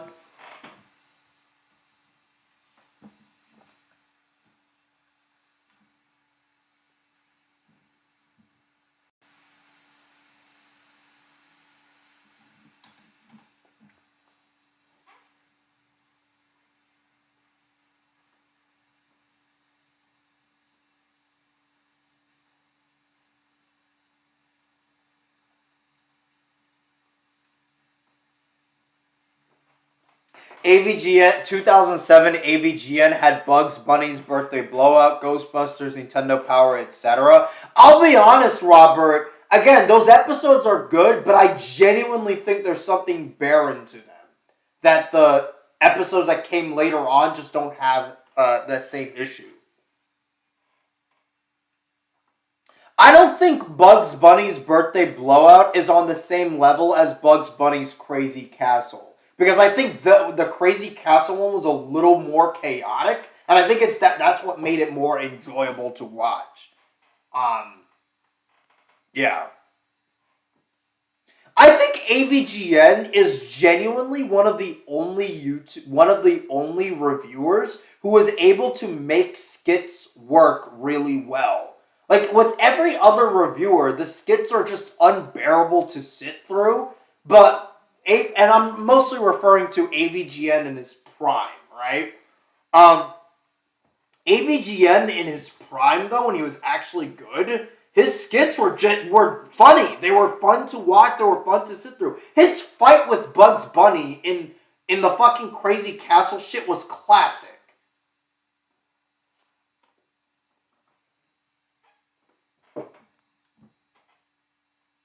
I think my favorite part about the Crazy Castle episode was when the fucking couch guy got involved in the fight, too. Like,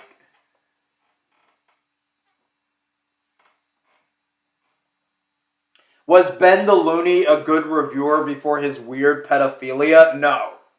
He was always a bad reviewer. It's just really funny because, again, not trying to talk about shitty YouTubers, not going to spend too much time on this, but like Ben the Looney really was a really bad reviewer back in the day. It was crazy. Like, the funny thing, people love to complain about Mr. Enter, but like Ben the Looney was like the definition of like a nostalgia tard. Like, this dude literally, he was obsessed with like his childhood so much that if a show came out in like 2013 or whatever, he would immediately shit on it just for being a new show. And that's what he was infamous for. God, he was also such a massive bandwagon. There were so many people who made videos on him back in the day. Did you like the AVGN movie? No. I thought it was boring and very fucking annoying. Well, not annoying. It was just really boring and there was just nothing to it. I will say, I did warm up to the the side characters of the AVGN movie. Like, I thought they were fine as characters, but I also genuinely don't understand why it wasn't like Mike Matei or actual characters on the AVGN show, but rather just these like two random side characters that were introduced in like the movie. But whatever. That's another reason why I really respect AVGN as like a YouTuber. The guy is legitimately the only reviewer who can say that he made like a legitimate movie that was, I think, even in fucking theaters. For fuck's sake. Even if the movie was shit, like, the fact that he was able to produce it and put it in theaters, I think is crazy.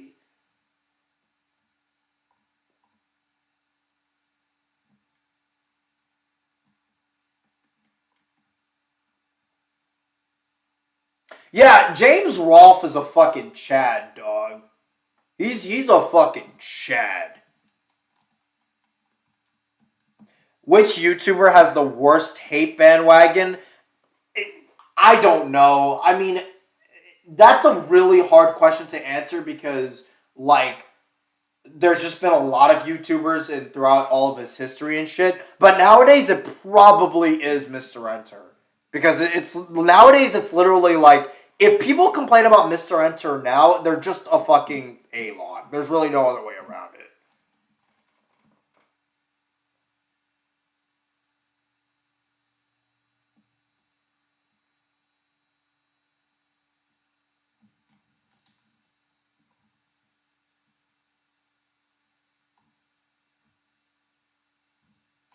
It's one thing I find really crazy though is that AVGN is about to become like 42, or no, not 42. Like his age, he's literally 42. Like I looked up his age right now.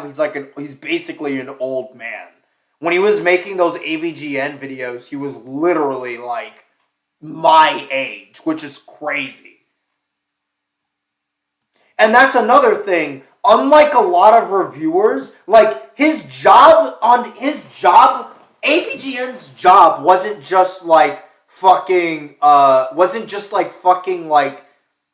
immediately just making money off of the internet, unlike a lot of other reviewers. But like AVGN literally worked in like, I think he worked like, he had like a job for like a few years where he was editing like wedding videos and like industry like training videos that are like used like for like McDonald's and shit to train new employees or something.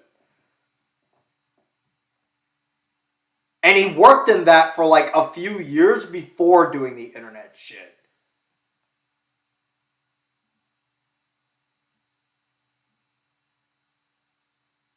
And that's something that like no reviewer I've seen actually did, where it's like they actually worked in a respectable fucking job that incorporated their craft before becoming YouTubers. And that's one of the reasons why when he was making money off of YouTube and shit, that like I never thought of it as any like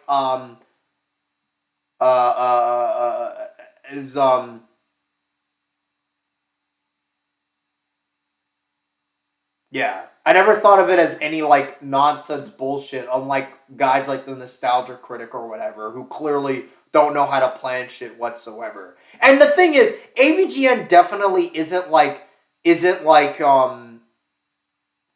free from this shit, because I feel like he's also made a lot of missteps, but he's definitely, like, a lot better than a lot of fucking reviewers on this website.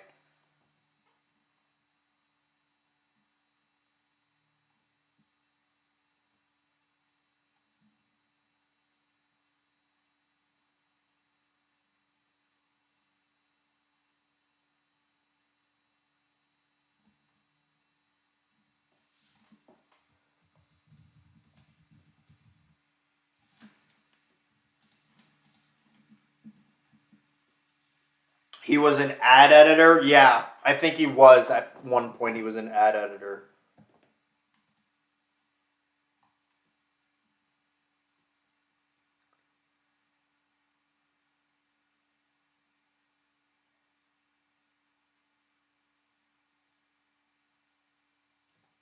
I think there's a reason why to this day he's still cited as like an inspiration for like YouTubers and shit.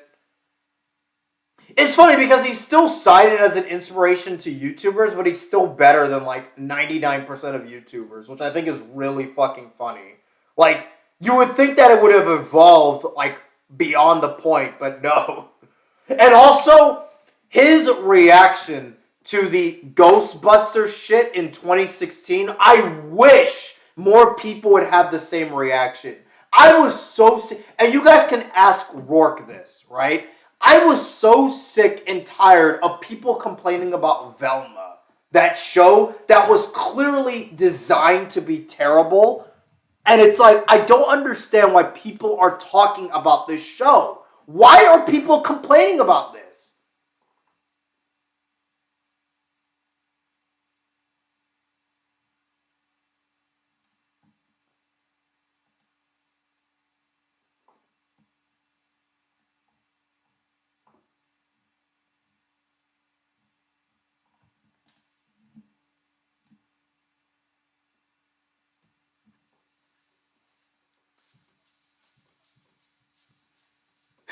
I think sex work is more valid and respectable career than being a YouTuber. Oh my god.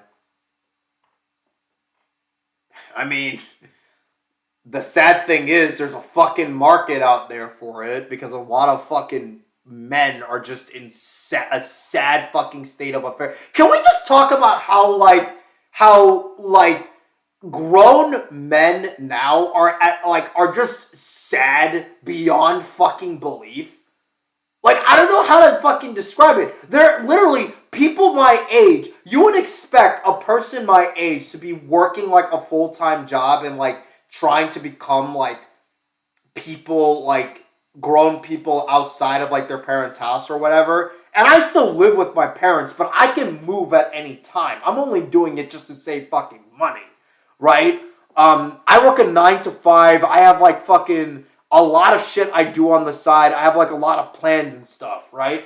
But you would think that people my age would be in that scenario. But no, they're literally just playing video games 8 to 10 hours a day and like fucking like busting a nut to like porn 24/7. And I don't understand. Like men are fucking useless now. Like, they're useless. Like, what the fuck? You know, it's gonna be a good stream when Kevin's voice cracks harder than land surface in an earthquake. And you know what's really fucking funny to me is that those same people who constantly complain about like those sex workers and stuff end up being those same people who consume that shit. I don't understand the logic there. Why are there so many people who are so anti-porno but also end up consuming porn? That doesn't make any fucking sense. There's always been a demand for sex work in even in ancient civilizations. I mean, yeah, there's a reason why prostitution is called like the world's oldest profession. There's a reason for it. You're very Viper is very useless. I mean, Viper, I love you, dog, and I love talking with you on live stream. But man, you gotta do something with your life, dog. Once you actually do something with your life and try to figure out something, trust me, you'll love it. You'll even start thinking to yourself, man, why didn't I do this earlier? I'm not saying you have to be like rich or something, but like I feel like once you're my age, you should be working like at least a full-time job. Or like, you know, making money and actually having like goals in life.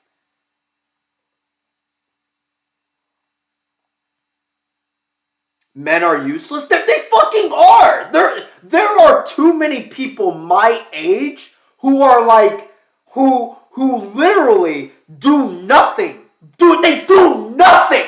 They literally do nothing of value in their life, and it's gone to the point where it's just becoming fucking sad, dog. Like, they don't want to, like, actually do anything with their life, and I just don't understand it whatsoever.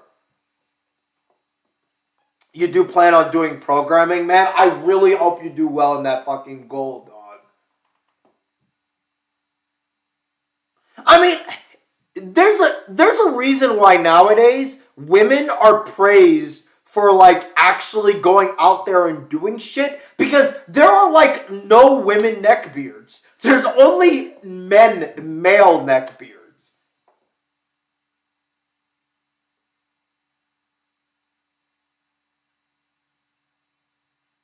BRB, Kevin gonna make an anti-SJW channel and name my first video.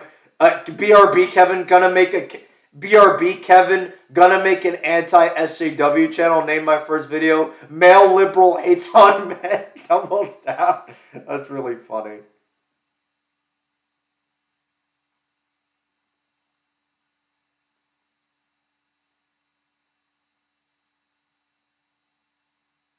It's really funny because what I'm saying isn't even like, it shouldn't be a fucking hot take, dog.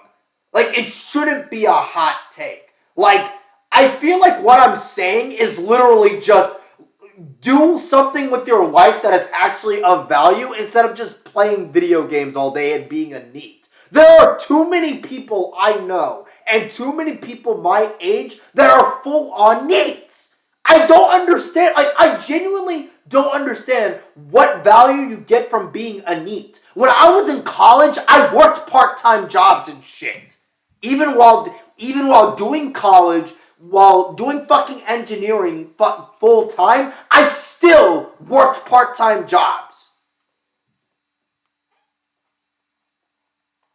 And to this day, even though I have a full-time job, I'm still considering getting a part-time job just to make some extra money, and I have actual goddamn hobbies on the side and shit and goals in my life. But there are so many people who literally do not have even like the basic goals. I don't understand it.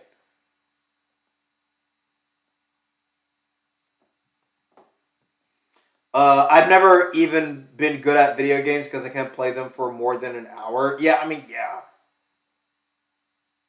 I'm in college right now. Does that count for something? I mean, it's something for sure, but you definitely have to use it and make it count.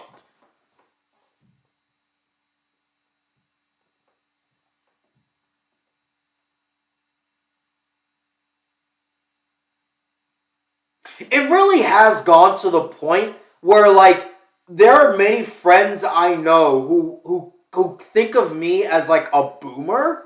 Genuinely, I've had conversations with like this where they literally say some shit like, "Lay off my back, old man. You sound like my father." And I'm just like, am I just becoming a boomer mentally, or are people my age just regressing in terms of age? Like, what is it? Am I becoming a boomer, or are people around me becoming fucking children?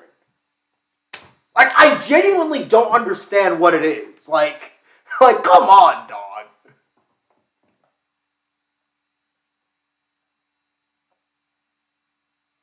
Well, good luck on that forgotten memory. I really hope you get your certification, dog.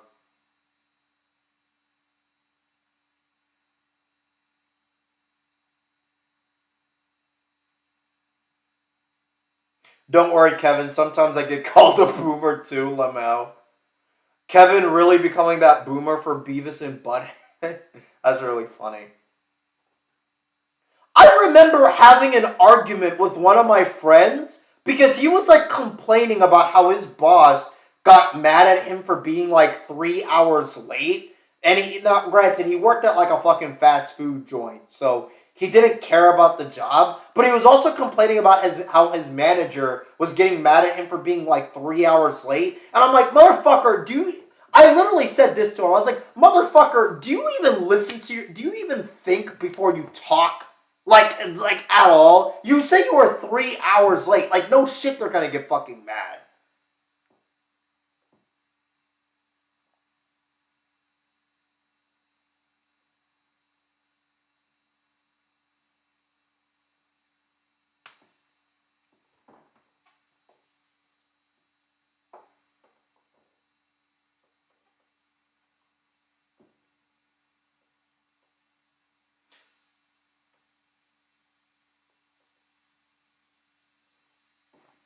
And yeah, that's another thing. A lot of these guys are too terminally online, dude. Their entire social life is the internet. I don't understand what. Find a fucking hobby, and it needs to be fucking physical. It needs to be fucking physical. That's another thing. I have too many conversations with my fucking friends where they're just gorging junk food and not exercising, and I'm like, motherfucker, can you like find time to go to the gym and to watch your diet? Why the fuck are you just gorging on fast food 24/7? I don't understand it whatsoever. I'm not saying you have to be like the super strict bodybuilder, but like, come on, dog. Why are so many people my age literally useless? Like, they're useless. Some motherfuckers literally speak before they think and they end up saying the dumbest shit imaginable. It's gone to the point where I literally would go, like, where I literally would end up talking with some of my friends who do and say this stupid shit, and I'm literally like, motherfucker, do you think before you talk? And it's really funny because my friends, like the people that I know, say I'm very charismatic and I'm like a funny dude and I'm like really, and I say like a lot of cool shit. Like they literally, like I had one guy literally say, because I had a friend, right? And he's a pretty young kid. He's like 19, right? And I met his girlfriend, right? He literally told me that his girlfriend, like a week later, thought I was like the funniest dude, like, that she ever, out of all the friends that he introduced her to. Does that make sense? I don't think I said it right. And it's like, when people tell that shit to me, my response immediately is, I don't think I'm that charismatic at all. I just think before I say shit. Like, I don't know.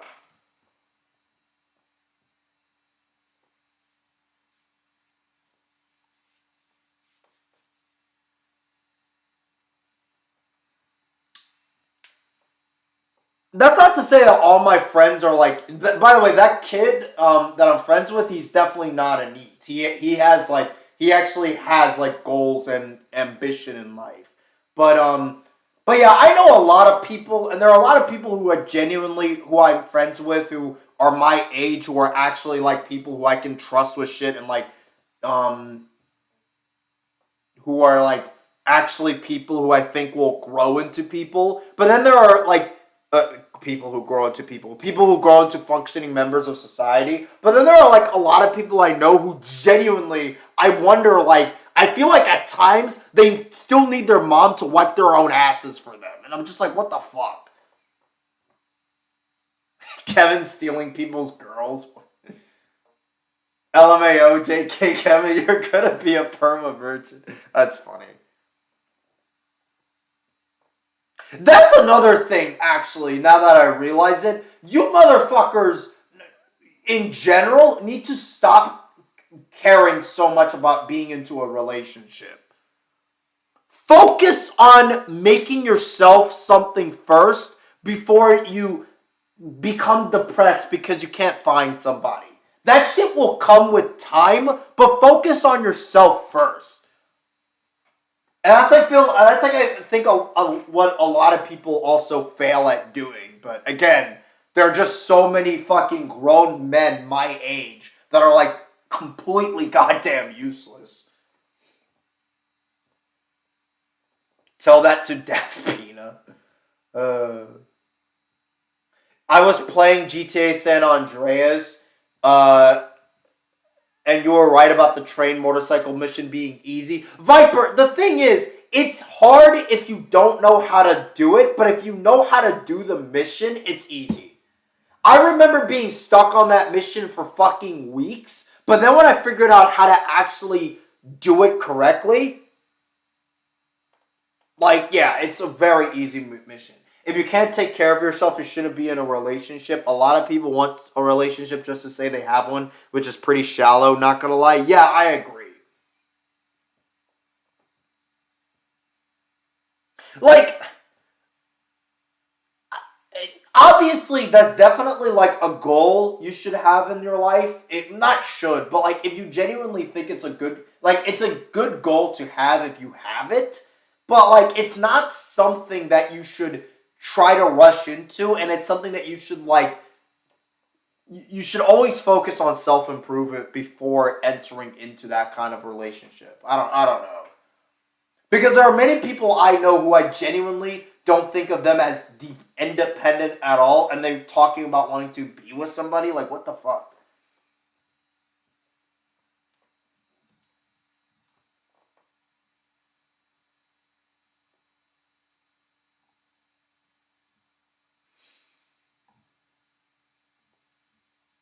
But yeah, I mean, I don't know.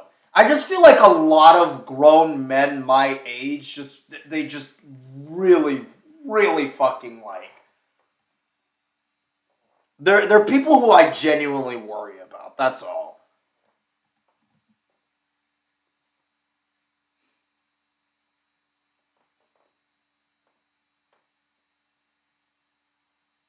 Like tomorrow, here's what I'm gonna be doing tomorrow. I'm gonna be waking up early in the morning at around like 6 o'clock, right? Even with the lack of sleep, I'm gonna do a warm up and I'm gonna go swim for like an hour and then eat rice, salmon, broccoli, and not fried, but like eggs cooked. That's gonna be my morning tomorrow. And then it's gonna be me just reading books about history, probably, and I don't know. I don't have any BJJ shit tomorrow, so I might even call my mother and yeah, might even call my not my mother. I don't know why I said that. Might call my friends and talk with them, and that's about it. And then on Monday, it's gonna be me trying to swim again, eating the same food, going to work, going to BJJ, cleaning up um, cleaning up my fucking room a little bit, um, and uh, and then just repeating it. I don't know why I had a hard time saying that, but whatever. I have a headache right now, so.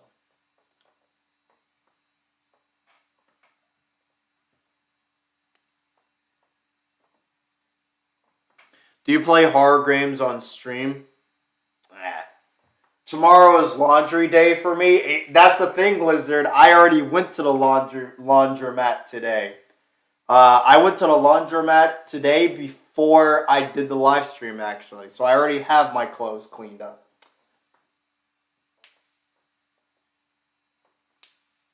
Now I just need to clean up the room. But it's actually even not that dirty. It's just a few things like misplaced. So it's not even going to be me cleaning. I think tomorrow I'm not going to be really doing anything besides swimming and eating right. Maybe reading some history and that's about it.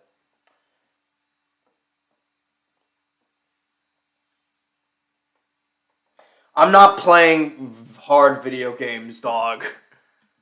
Fuck that. I don't give a fuck about video games anymore. uh...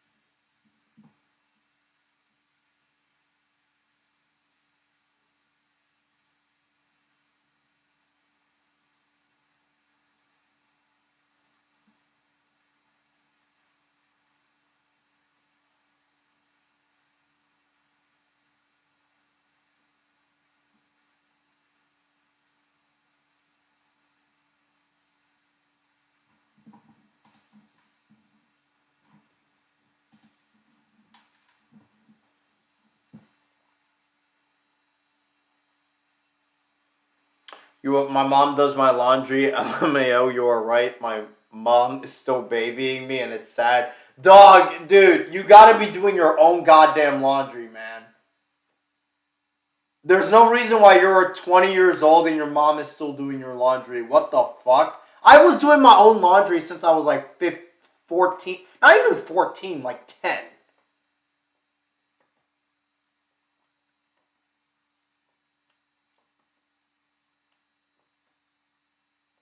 I was thinking live streams with you and SideQuest Gamer chewing the fat would be cool. Yeah, I really like SideQuest Gamer. Maybe there's one day where I could ask if he's willing to do a live stream with me. Me and him just shooting the shit.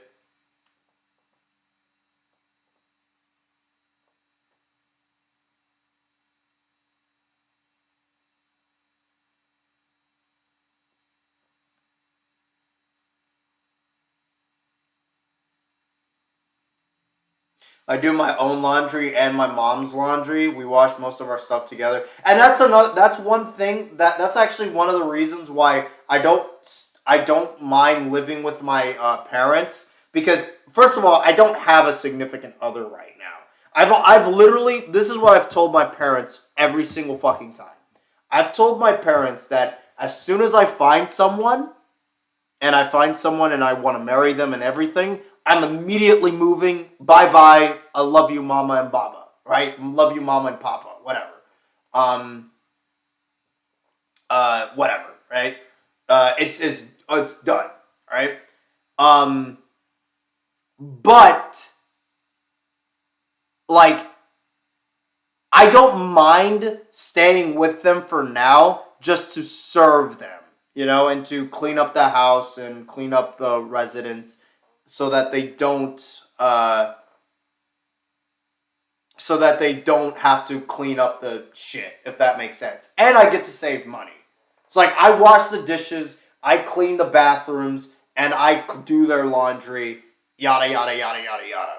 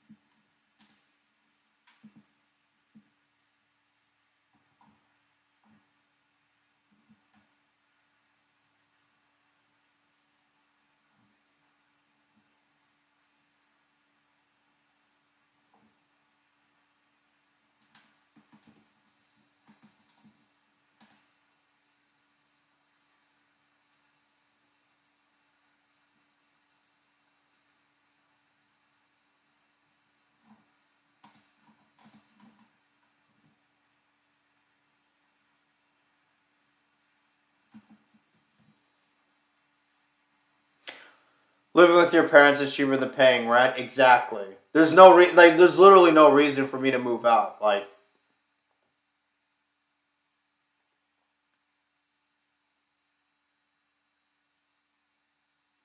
gonna move out probably when I turn 18. Yeah, I don't know. I don't want to bitch a lot about, but I really do feel like a lot of people are kind of just in the sad fucking state of affairs.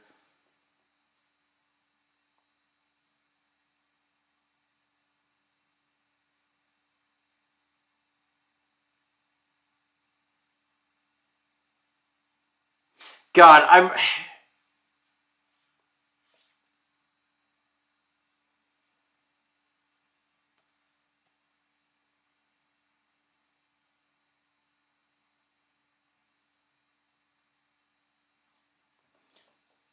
yeah. Again, I have, like, the thing is, I can move out at any time, and there was a job where I did consider moving out, but, like, you know,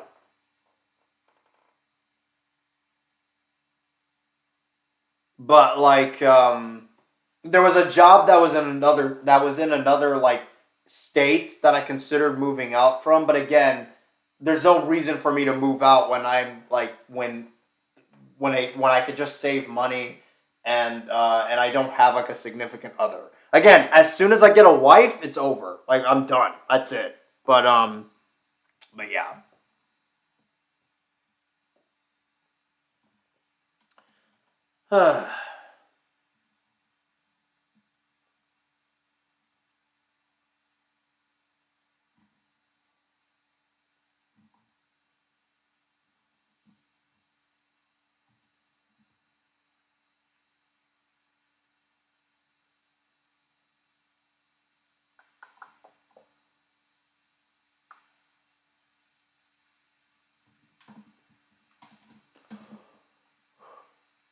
Were you a pimp in high school and college? What the fuck?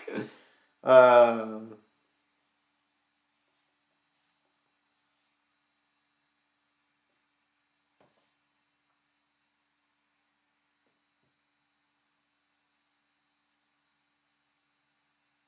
are you ever gonna show me how much money you have? Fuck no. That's like private information, dog. You won't get a wife if you live with your parents' house in the first place, JK. Take as much time as you need. That is pretty funny. Again, I've always said that I'm not in a rush. I'm a young kid. Right? Like, yeah. And I'll be this might be like a superficial reason, and it kind of is, but I'll be honest. Part of the reason why is because if I'm gonna be fucking committing myself into a relationship, I'd rather do it later on in my 30s. Because I feel like most people I'd meet by that point, like most women or whatever, would actually be like mature and like not like young kids who are like, who clearly haven't matured yet. Does that make sense? Again, there are so many people my age I wouldn't trust with anything.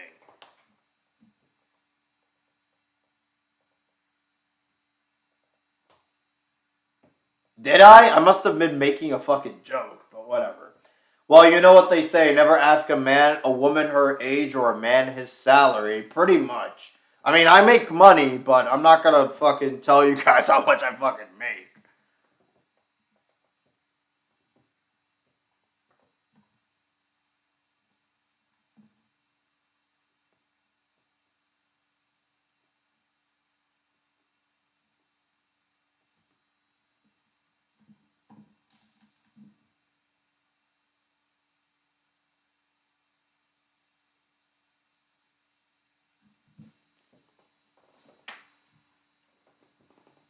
Some girls in my college still live with their parents. I mean, that's college age isn't really that big of a deal in my opinion. You should ask a woman her age, considering the age of creeps like Cosmo. uh, yeah, Cosmodor. There are way too many like. Am I the only one who? I feel like there are just so many people on the internet that are literally just pedophiles. Uh.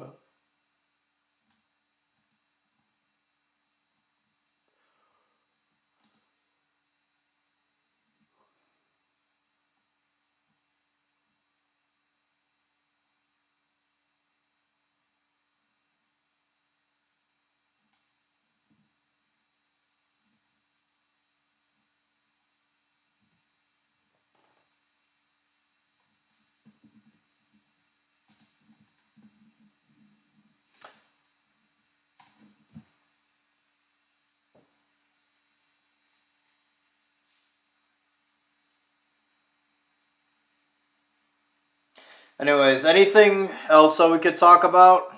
Kind of like running out of steam a little bit. You should stream GTA Vice City. God, if I can get that shit running, for sure. And also, I'm a little bit hungry. I haven't ate anything like all day. I kind of forgot to make myself some lunch, so.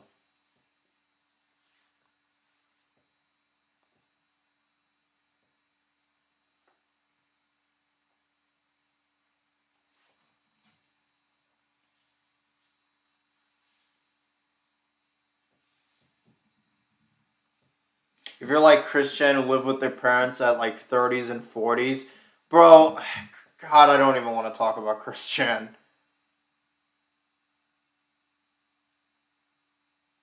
God, Christian at this point is just so fucking depressing. It's not even worth it.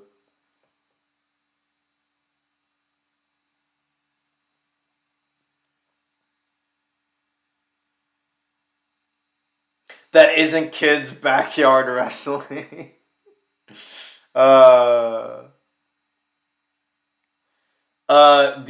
Something I meant to ask, do you still talk to Darkseid, now known as Nicolism, at all? I haven't talked to Darkseid in like, God, probably 3 years, if I'm being completely honest with you. And it's not because we had a falling out or whatever, it's just that I just haven't had the opportunity or chance to talk to them. Will your next stream be a bully live stream? Nah, fam.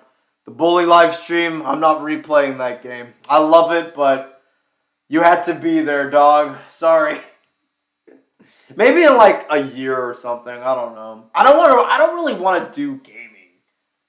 Like, I want to just talk about shoot the shit, really. No, stop. No, Mr. Man, just stop. We're not doing that joke anymore. That joke was never funny, and it still wasn't funny. Have you ever seen Cosmodor's apology videos? Nope, and I don't care. At least Christian had a good dad. I wouldn't say his dad was good, but his dad was but yeah, his dad was definitely, if he was actually more concerned about his son's life and was actually more competent at parenting, I feel like Christian probably would have turned out a little better. But yeah, no, his dad was also shit. Like, people who sit there and say that his dad was a good parent, I don't understand that at all. Wasn't Christian's dad a raging racist? I think. I'm actually unsure about that. He might have been. It wouldn't surprise me if he was. But again, like, a lot of this Christian history is so sad now that it's just like, I don't even know, like, I genuinely don't really see the value in talking about it. It's just whatever. His dad was only well known for that classic video where he walks in. Well, his dad was very,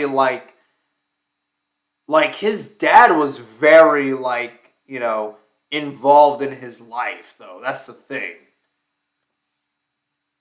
Yeah, but he was definitely a racist. I'm pretty sure about that.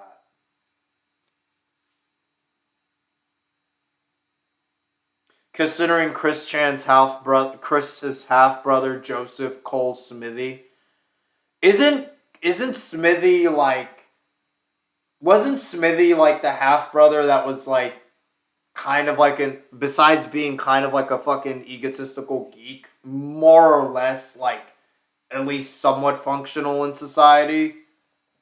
I don't know, dude. I don't really know. I mean, I paid attention to this Christian shit back in the day, but I never was like so invested in it to like learn everything about this guy's life or whatever. You've been watching a lot of Mr. Beat. Mr. Beat is a legend, dog.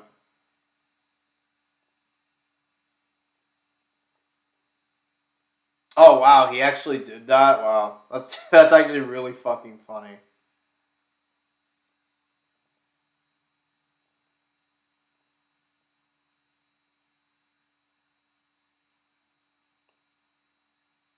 Mr. Beat presents presidential elections in American history. His American election videos were so addicting and so interesting to watch.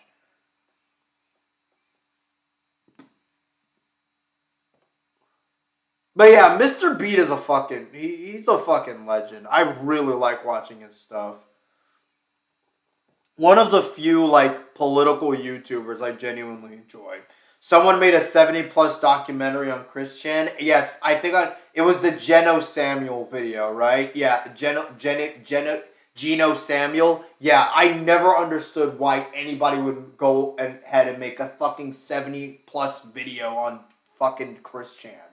Or whatever. Or any fucking lolcow for that matter. That's the thing. Like, if you made one documentary on a lolcow just to go over, like, their shit or whatever, that's one thing. But to make, like, an entire series about it, like, fuck off.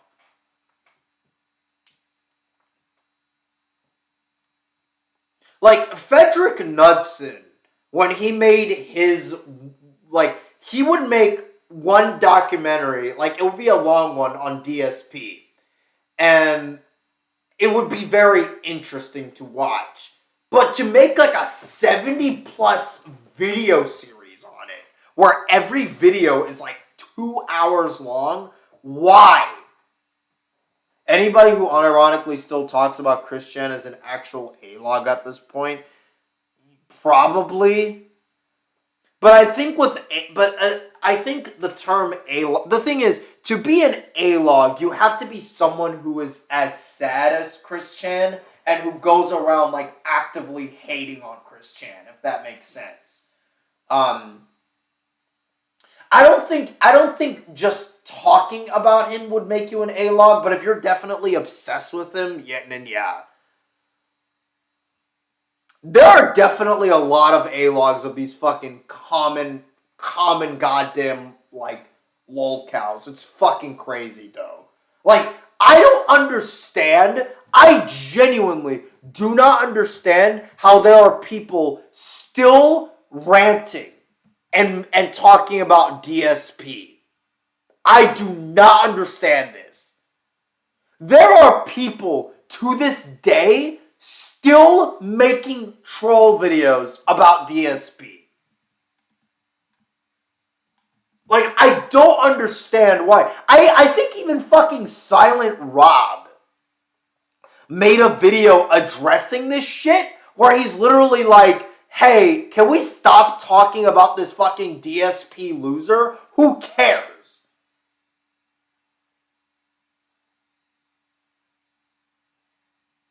And that's exactly how I feel with Mr. Enter now, where it's like, I don't understand why there are people still complaining about this one guy bringing up the exact same points, and then when you look at these people, they end up being sadder than Mr. Enter.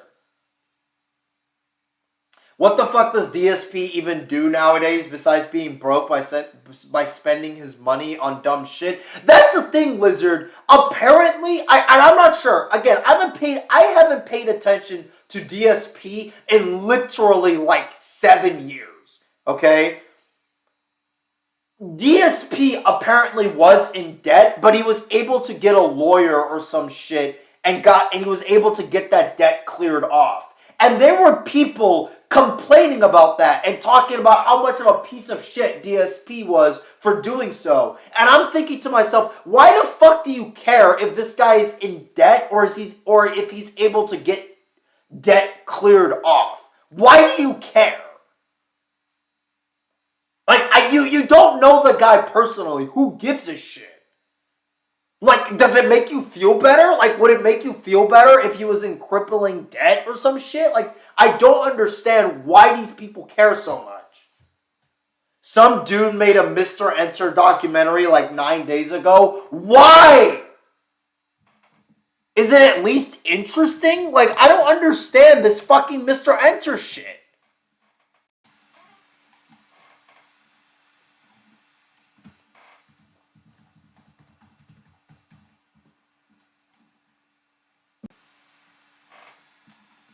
Oh, is it June the King? June the King's videos have been interesting. I'm looking it up right now. He's made interesting videos on these guys, but God, I don't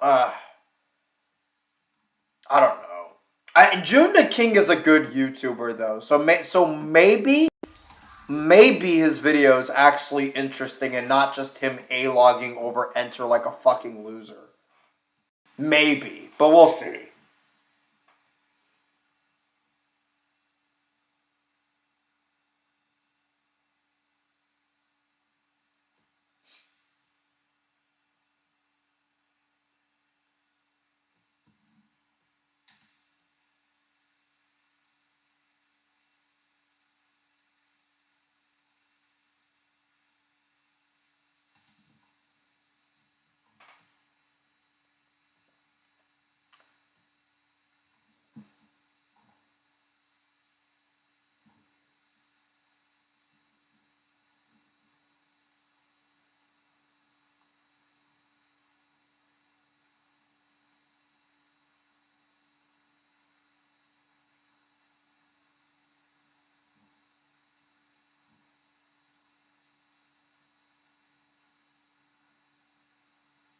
Wow, you know what?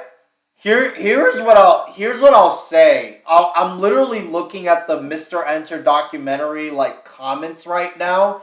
I will give credit where credit is due and say that the comments are actually not as bad as I thought they would be.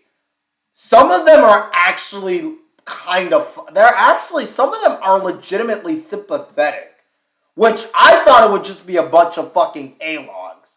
But like, I mean, this is actually almost kind of hard to believe, if I'm being honest with you. Let me show it to you guys.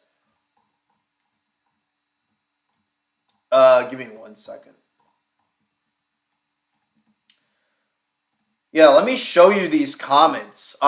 This one, I would laugh really hard when he would get super angry at cartoons. He'd be like, this is disgusting and barbaric, and be talking about an episode of SpongeBob. Not something completely... Great, this is obviously making fun of Enter, but it's not something that it's like him being like, oh, Mr. Enter is like evil or he's a shitty reviewer. He's literally just saying, I think it's funny, which fair enough. I think Enter interests me because he's probably just a typically terminally online person that happened to blow up in a way he never expected. The guy made Windows Movie Maker videos and probably got thrust into the spotlight too fast and got overly ambitious. Nevertheless, the guy keeps on chugging. Hope he stays self-aware. Based? That is actually very fucking legit.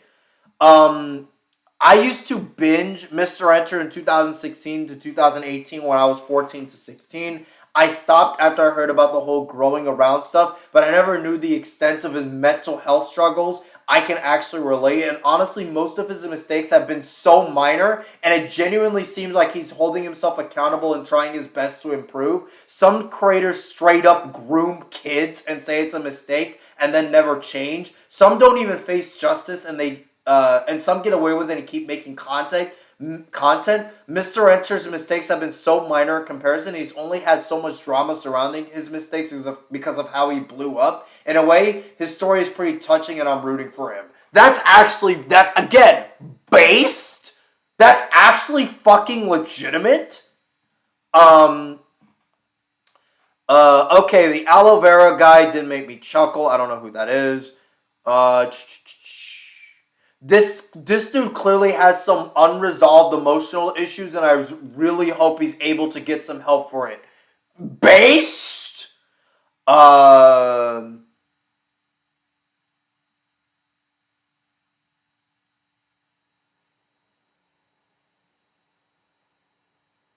I watched the Mr. Enter Hi It's Me video. Basically, he owns up to making an ass out of himself during the pandemic and wanting to improve. I'll give John credit that he keeps plugging away. He could have turned into a Spoonie or Movie Bob or cheated into a basement somewhere doing nothing but posting Twitter about how miserable he is. But nope, he keeps pushing forward. Again, based. Like, these are actually legitimate fucking comments. This documentary might actually be pretty good. If these are the fucking comments I'm seeing on the documentary, then I don't think it will be just a documentary talking about how evil Enter is or whatever. But then again, this is June the King. He's always been legit.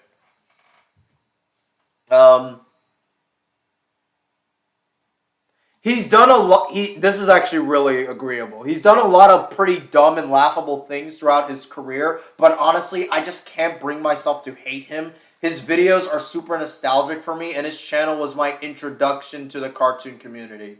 The cartoon community sucks, but you know what? That is pretty fucking base.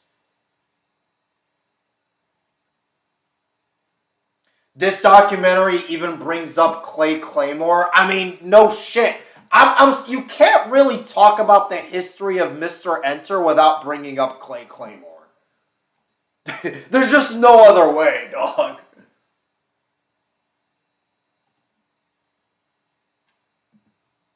Clay Claymore was probably the most iconic Mr. Enter troll.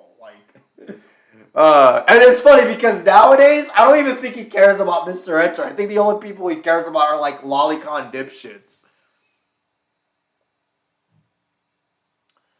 Let's see here. Are there more comments that are actually legit? I've always felt very ambivalent towards him. Sometimes I feel bad for him, but there are times where he's a massive clown. That is actually fair. It's hard for me to feel bad for Enter completely. He made his name off of openly trash-talking writers. Oh my god, this comment is fucking stupid.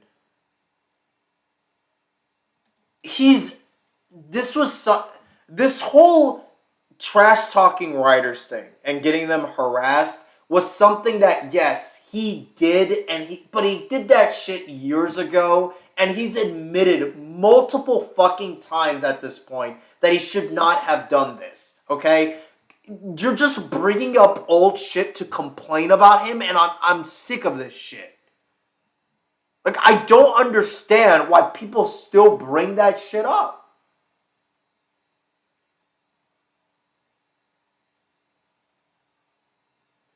Claymore hasn't mentioned Enter in ages. As much as I don't like the commentary community, I wouldn't have discovered either you or YouTube Dude had it not been for Mr. Enter or MacBoy Redux. Spoonie was a channel awesome contributor who got fired after having a meltdown on Twitter. He doesn't make videos anymore. Yeah.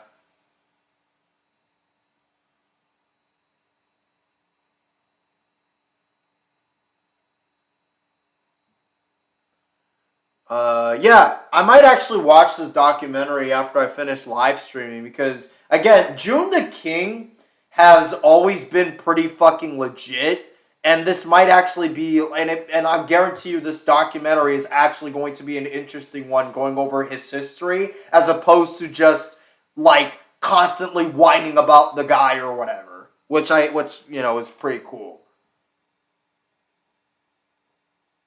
I always love that Vosh clip at 1:35:27 and happy you included it here. No fucking way. Did Mr. Enter and Vosh actually have a feud? God, these fucking ads. No fucking way. I can't believe that.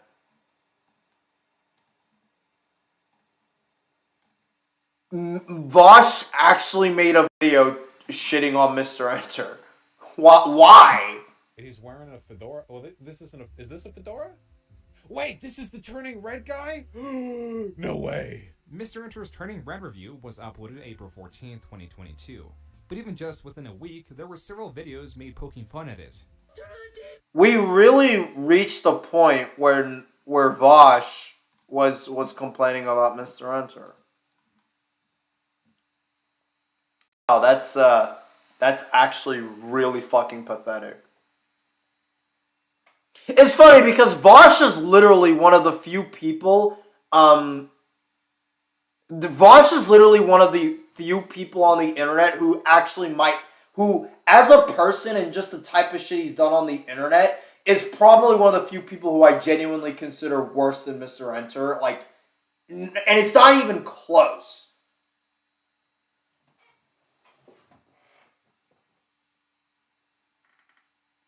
Like, yeah, like, come on, dog. The Turning Red guy, yeah.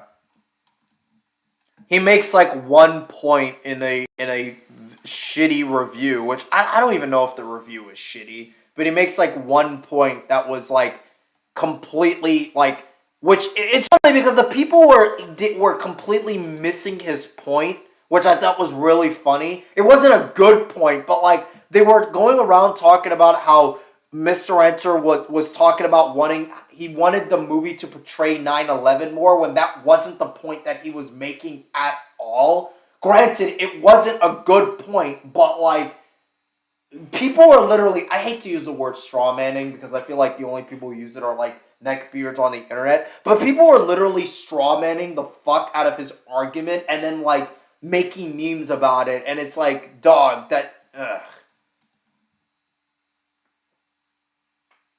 Whatever.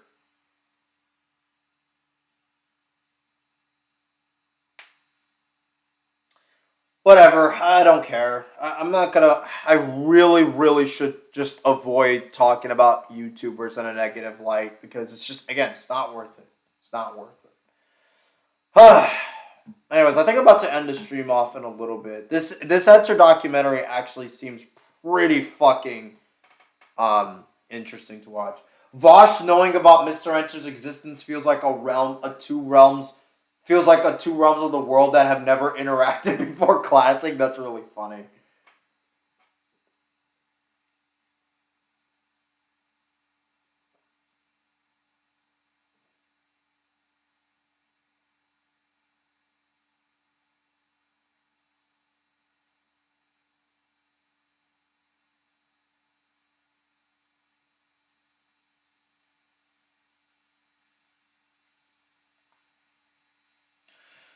But yeah, it's like, whatever.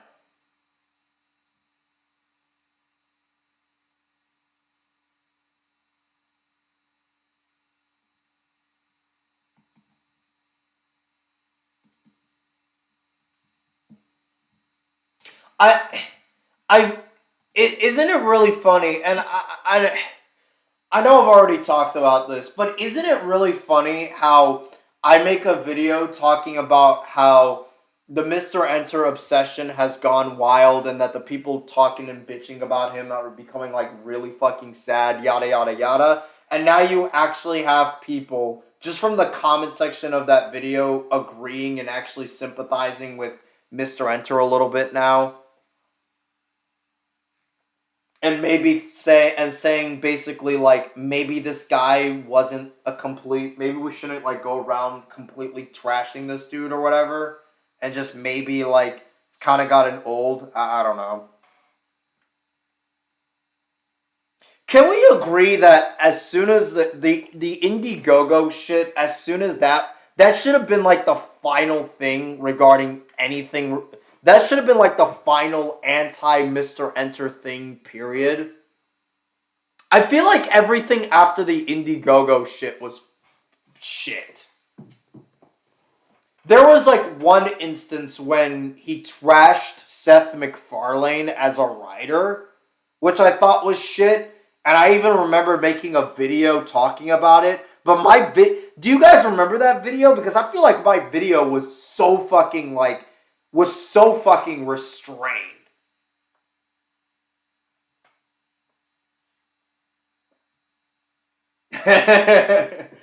Again, I was right.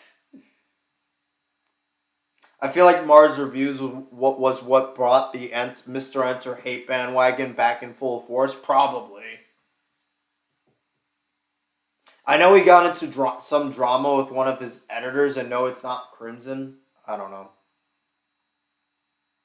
Back in 2015 to April 2017, he was seen as a dead topic.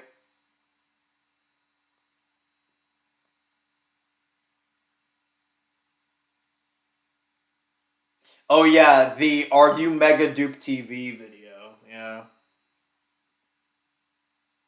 Yo, Kevin, did you hear about Sonny Forelli's voice actor recently passed? No fucking way. Are you serious?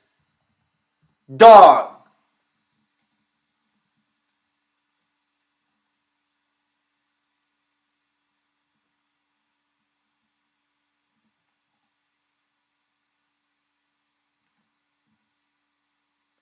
Bro, I'm Googling it right now. That's fucking wild, dog.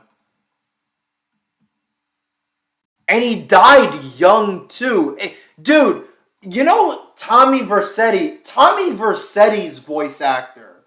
Tommy Vercetti's voice actor, Ray Liotta.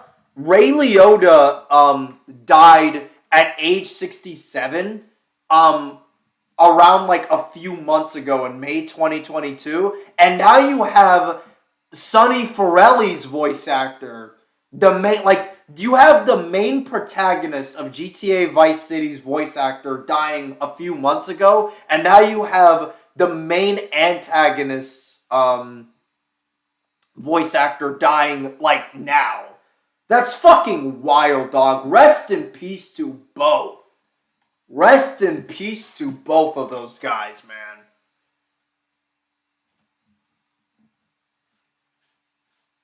Yeah, they fucking made my goddamn childhood with that amazing game and the amazing voice acting. Seriously, I think GTA Vice City was one of the first fucking games that had, like, literally the top tier voice acting. It was crazy.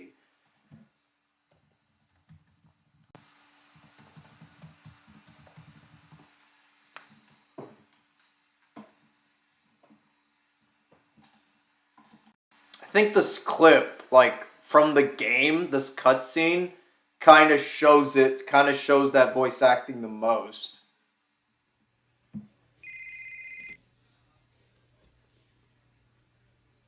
Hello, Sonny. Tommy, it's been too long. I know, you're just overwhelmed with emotion. 15 years. Seems like only yesterday. I guess that's a perspective thing. Hey, doing time for the family is no piece of cake, but the family looks after its own, okay? So how'd the deal go down? You sitting on some white gold? Look, Sonny, we were set up. The deal was an ambush. Harry and Lee are dead. You better be kidding me, Tommy! Tell me you still got the money. No, Sonny. I don't have the money. That was my money, Tommy! My money! You better not be screwing me, Tommy, because you know I'm not a man to be screwed with! Wait, Sonny. You have my personal assurance that I'm going to get you your money back. And the drugs. And I'm going to mail you the dicks of those responsible. Hey, I already know that. You're not a fool, Tommy, but I warn you. Neither am I. If it was anybody else, you'd be dead already. But because it's you, because we got history, I'm gonna let you handle this. Look, Sonny, you got my word. I'll be in touch.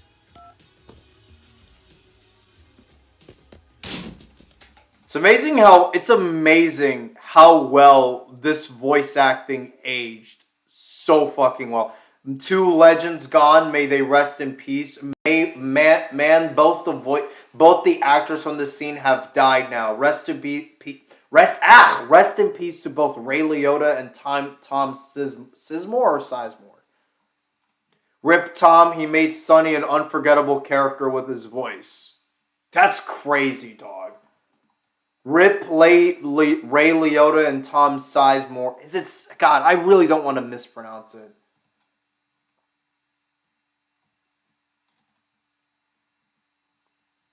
Yeah, literally all of the comments are like the same thing, which I agree. It's just crazy to me that this is what's happened. Now they're both gone. It's Sizemore? Okay. Hey, Tommy, it's Sonny. How's the suntan? I ain't got no suntan. We ain't got my money either, so I'm wondering to myself. What are you doing? So tell me, Tommy, what are you doing? I'm looking for the money, Sonny. Don't worry. I am worrying, Tommy. That's my style, because I didn't have this problem in my life with unreliable people. Don't be an unreliable person, Tommy, please. Do us both a favor. I'm looking forward to hearing from you. By the way, these are the phone calls that Sonny gives Tommy throughout the game. Basically, like, warning him to bring him his money and kind of taunting him while doing it. That's what happened. Sonny, remember me? Hello, Sonny. That's right, Sonny. We're all friends. You never write me, you never call. Don't you want to be friends no more? I've been busy trying to sort things out. You didn't give me a lot of support down here, Sonny. Oh, my fault, is it? Well, I've heard you've been busy, all right. Busy killing drug barons, busy taking over. Don't forget about us, Tommy, because I can assure you, I ain't forgotten about you. Tommy, Sonny. obviously you are suffering from hearing problems, so I'll try again. Where's the goddamn money? Where's the goddamn stuff? And where's my cut? Are you new action? You are making an idiot out of me, Tommy, and I'm not laughing yet. Whatever. I don't care. That last phone call actually I remember as a kid, that one fucking intimidated the fuck out of me because it was like, again, fucking Sizemore, dog, amazing goddamn voice actor. He really portrayed like this pissed off mafia dude, like wanting his fucking money. It was wild, man. I still can't believe both of them are dead. Like, literally, like, that's just so wild to me. Like, I get that death comes like, to people unexpectedly, but that's just so coincidental that, like, the main protagonist and the main antagonist of this game that I, like, grew up with died in, like, a year of one another. It's wild. And they were around the same age, too. One was 67, one was 61. R.I.P. to both. The nerd theme from Bully sounds like farts. Well, I mean, your username is Fartinator. I mean, you really are obsessed with farts, I guess. I don't know.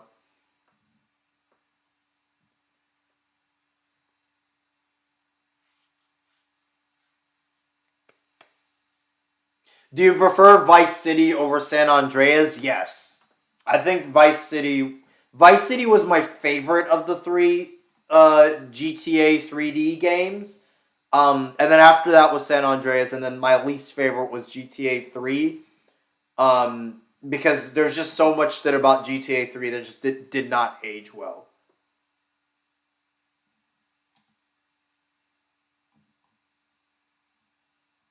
But there was also a lot of things that GTA 3 did right, and I think did age well.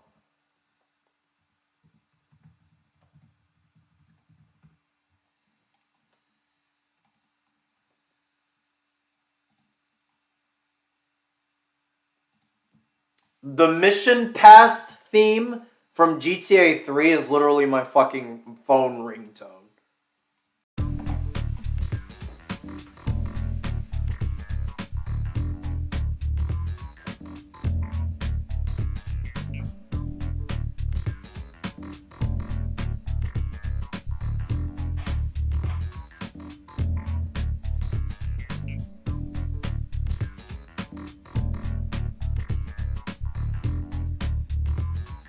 That's so fucking legit.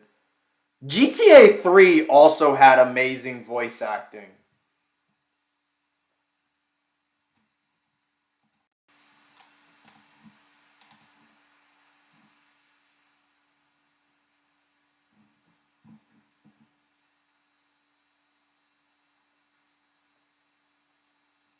I remember you said San Andreas was overrated because it was too long. That I did say that, and I still believe that that's one of the reasons why I think Vice City was better, because it was like the perfect length. I feel like San Andreas kind of overstayed its welcome a little bit.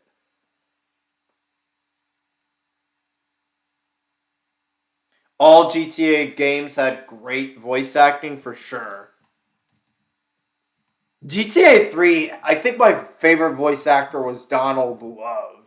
His cutscenes were, like, I can literally watch his cutscenes over and over again because they just had really, really, really good voice acting.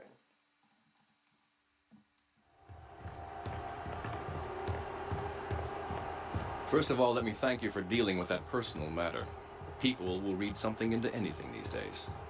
Experience has taught me that a man like you can be very loyal for the right price, but groups of men get greedy.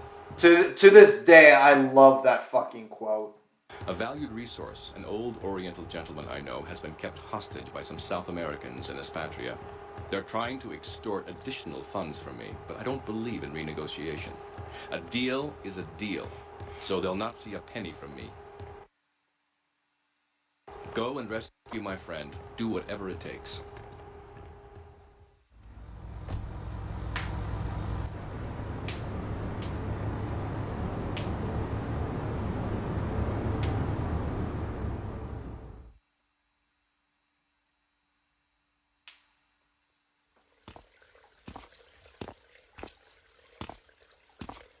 Nothing drives down real estate prices like a good old-fashioned gang war. Apart from an outbreak of plague. But that might be going too far in this case. And yes, his character is literally that he's a corrupt billionaire. So, yeah.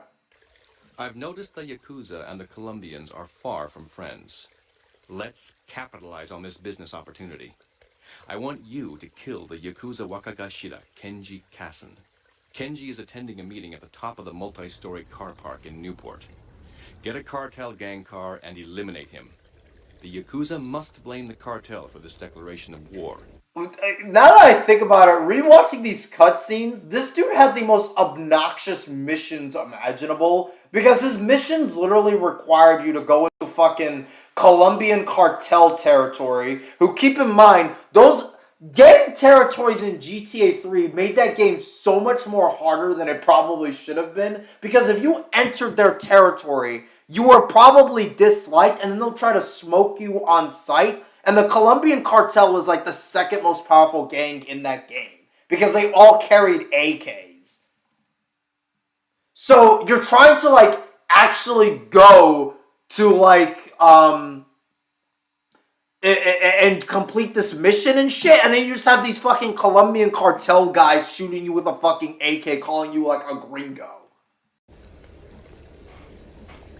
I still remember one quote that one of these Colombian cartel guys used to constantly say that to this day I remember. They would literally be like, "You gonna be sorry."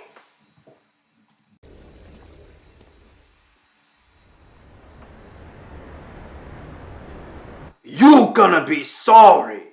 I see you, gringo. Something like that.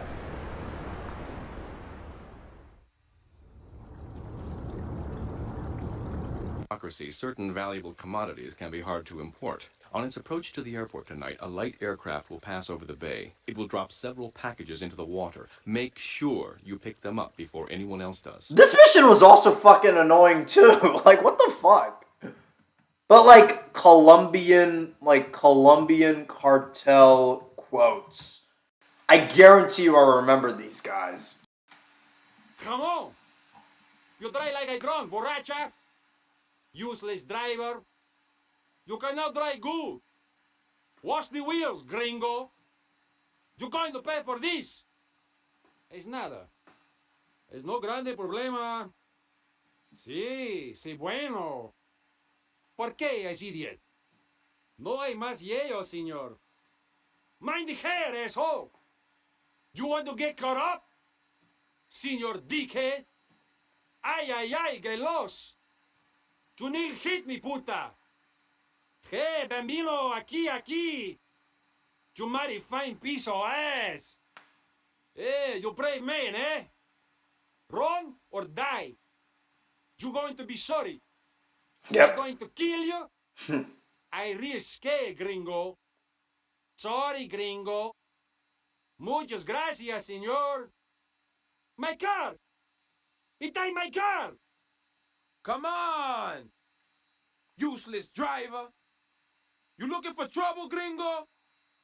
My damn car! You gonna pay for this. Watch the wheels, gringo! Sí, bueno. De nada. One of these Scarface idiots. Es nada. ¿Pa qué es idiot? Ay, get lost. Señor dickhead. You wanna get cut up? You nearly hit me, puta. Puta. You mighty fine piece of ass. Aquí. You big tough Yankee boy. Yeah, that was another one. Big tough Yankee boy. It's no problem to kill you. You move, big man, you gonna be sorry. Yeah, that one is the most iconic one. You gonna be sorry. You want the chainsaw, gringo? You looking for trouble, gringo? It's my car, idiot. Muchas gracias, señor. Sorry, gringo. Yeah, literally it's just them taunting you, calling you a gringo, and trying to shoot you down. It's...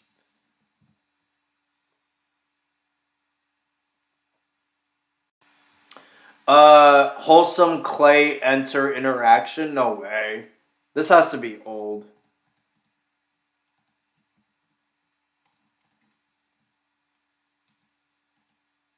Sorry, gringo.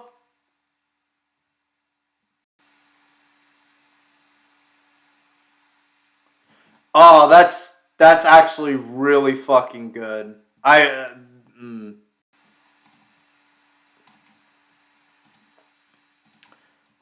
All Clay Claymore has to say, hope you're holding up well. Mr. Enter was like, hope you're all doing well out here tonight. Hope you're holding up well. Yeah, again, complaining about Mr. Enter now, it's just sad. Like, I feel like if you do it, you're just a fucking A-log.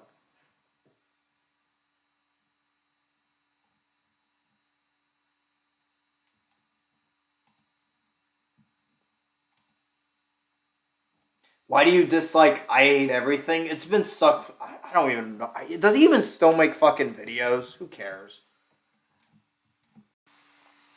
But yeah, like, I just don't understand, like, you know, like, a lot of these fucking games back in the day just had, like, such good voice acting. And I feel like that's just kind of been forgotten a little bit.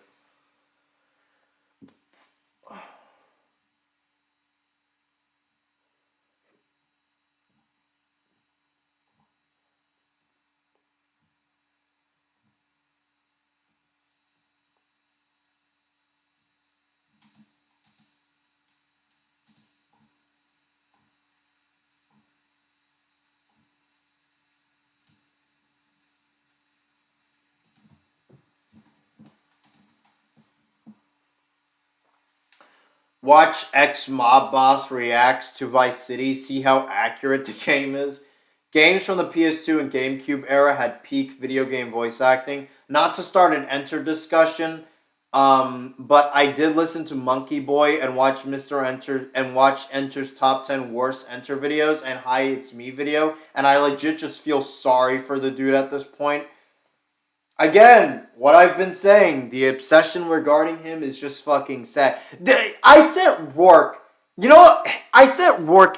I'm gonna say this is the last thing I'll talk about in regards to Mr. Enter. But like, I'll just say it quick. But like, there was this one person who made a video called "Every Time Mr. Enter Threatens Somebody," and it was literally like the saddest like video where like we can quickly watch it actually.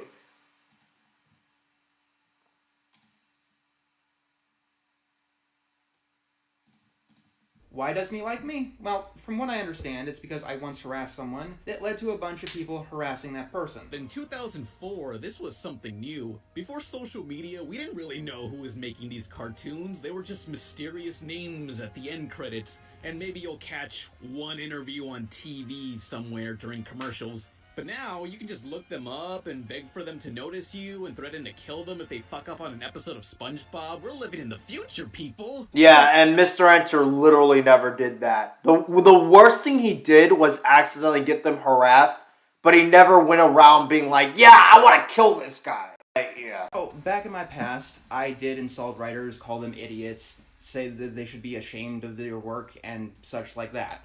But I have never, ever, ever issued a death threat or a threat of physical harm. That's how you know the Mr. Enter shit got so fucking sad, because people could just lie about him and people like and get like no consequence for it. That's why that Rebel Taxi shit was one of the reasons why I lost so much respect for him, but whatever.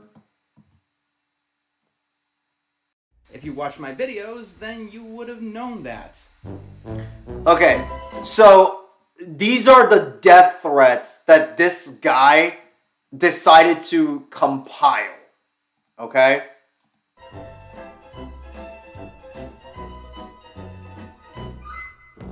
In my research, I've also found something else. Some species of whales also eat crabs. Yep, some species of whales eat fish, crabs, and even squids. Don't you fucking dare or I will hunt you down and kill you. If that were true, then software piracy... So that was a death threat in this person's eyes. Something that was clearly, obviously a fucking joke. Now, granted, it was unfunny, and it wasn't really a good joke, and you could even argue that Enter's delivery was bad, but it was not a fucking death threat, dog. Yep, some species of whales eat fish. Right, so Fluttershy decides to do then software piracy would be not... or I will hunt you down and kill you. If that were true, then software piracy would be non-existent. Two wrongs don't make a right. So Fluttershy decides to try her hand at being assertive. If you make that reference, I will kill you. Wow. Another obvious joke. Again, it's not funny. The delivery is bad, but they're fucking jokes, dog. I remember seeing this one. I saw this comment, and in this sea of A-logs, I found this one comment, and I was actually shocked that I would see something like this. This was something I would expect from like a fan of mine. That's how crazy it was.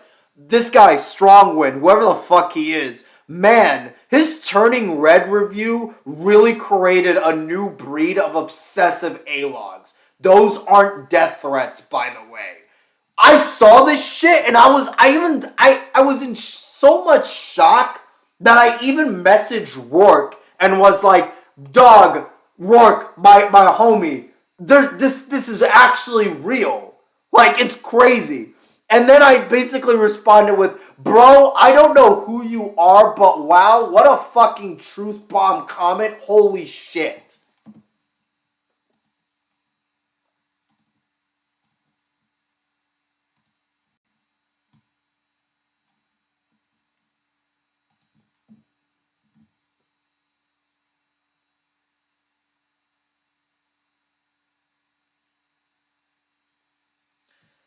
But yeah, I mean, whatever. Anyways, I've been live streaming for fucking 3 hours now. I think that should be it. I'm about to end the live stream. I actually want to go eat and get something to sleep. And get some sleep. So, yeah.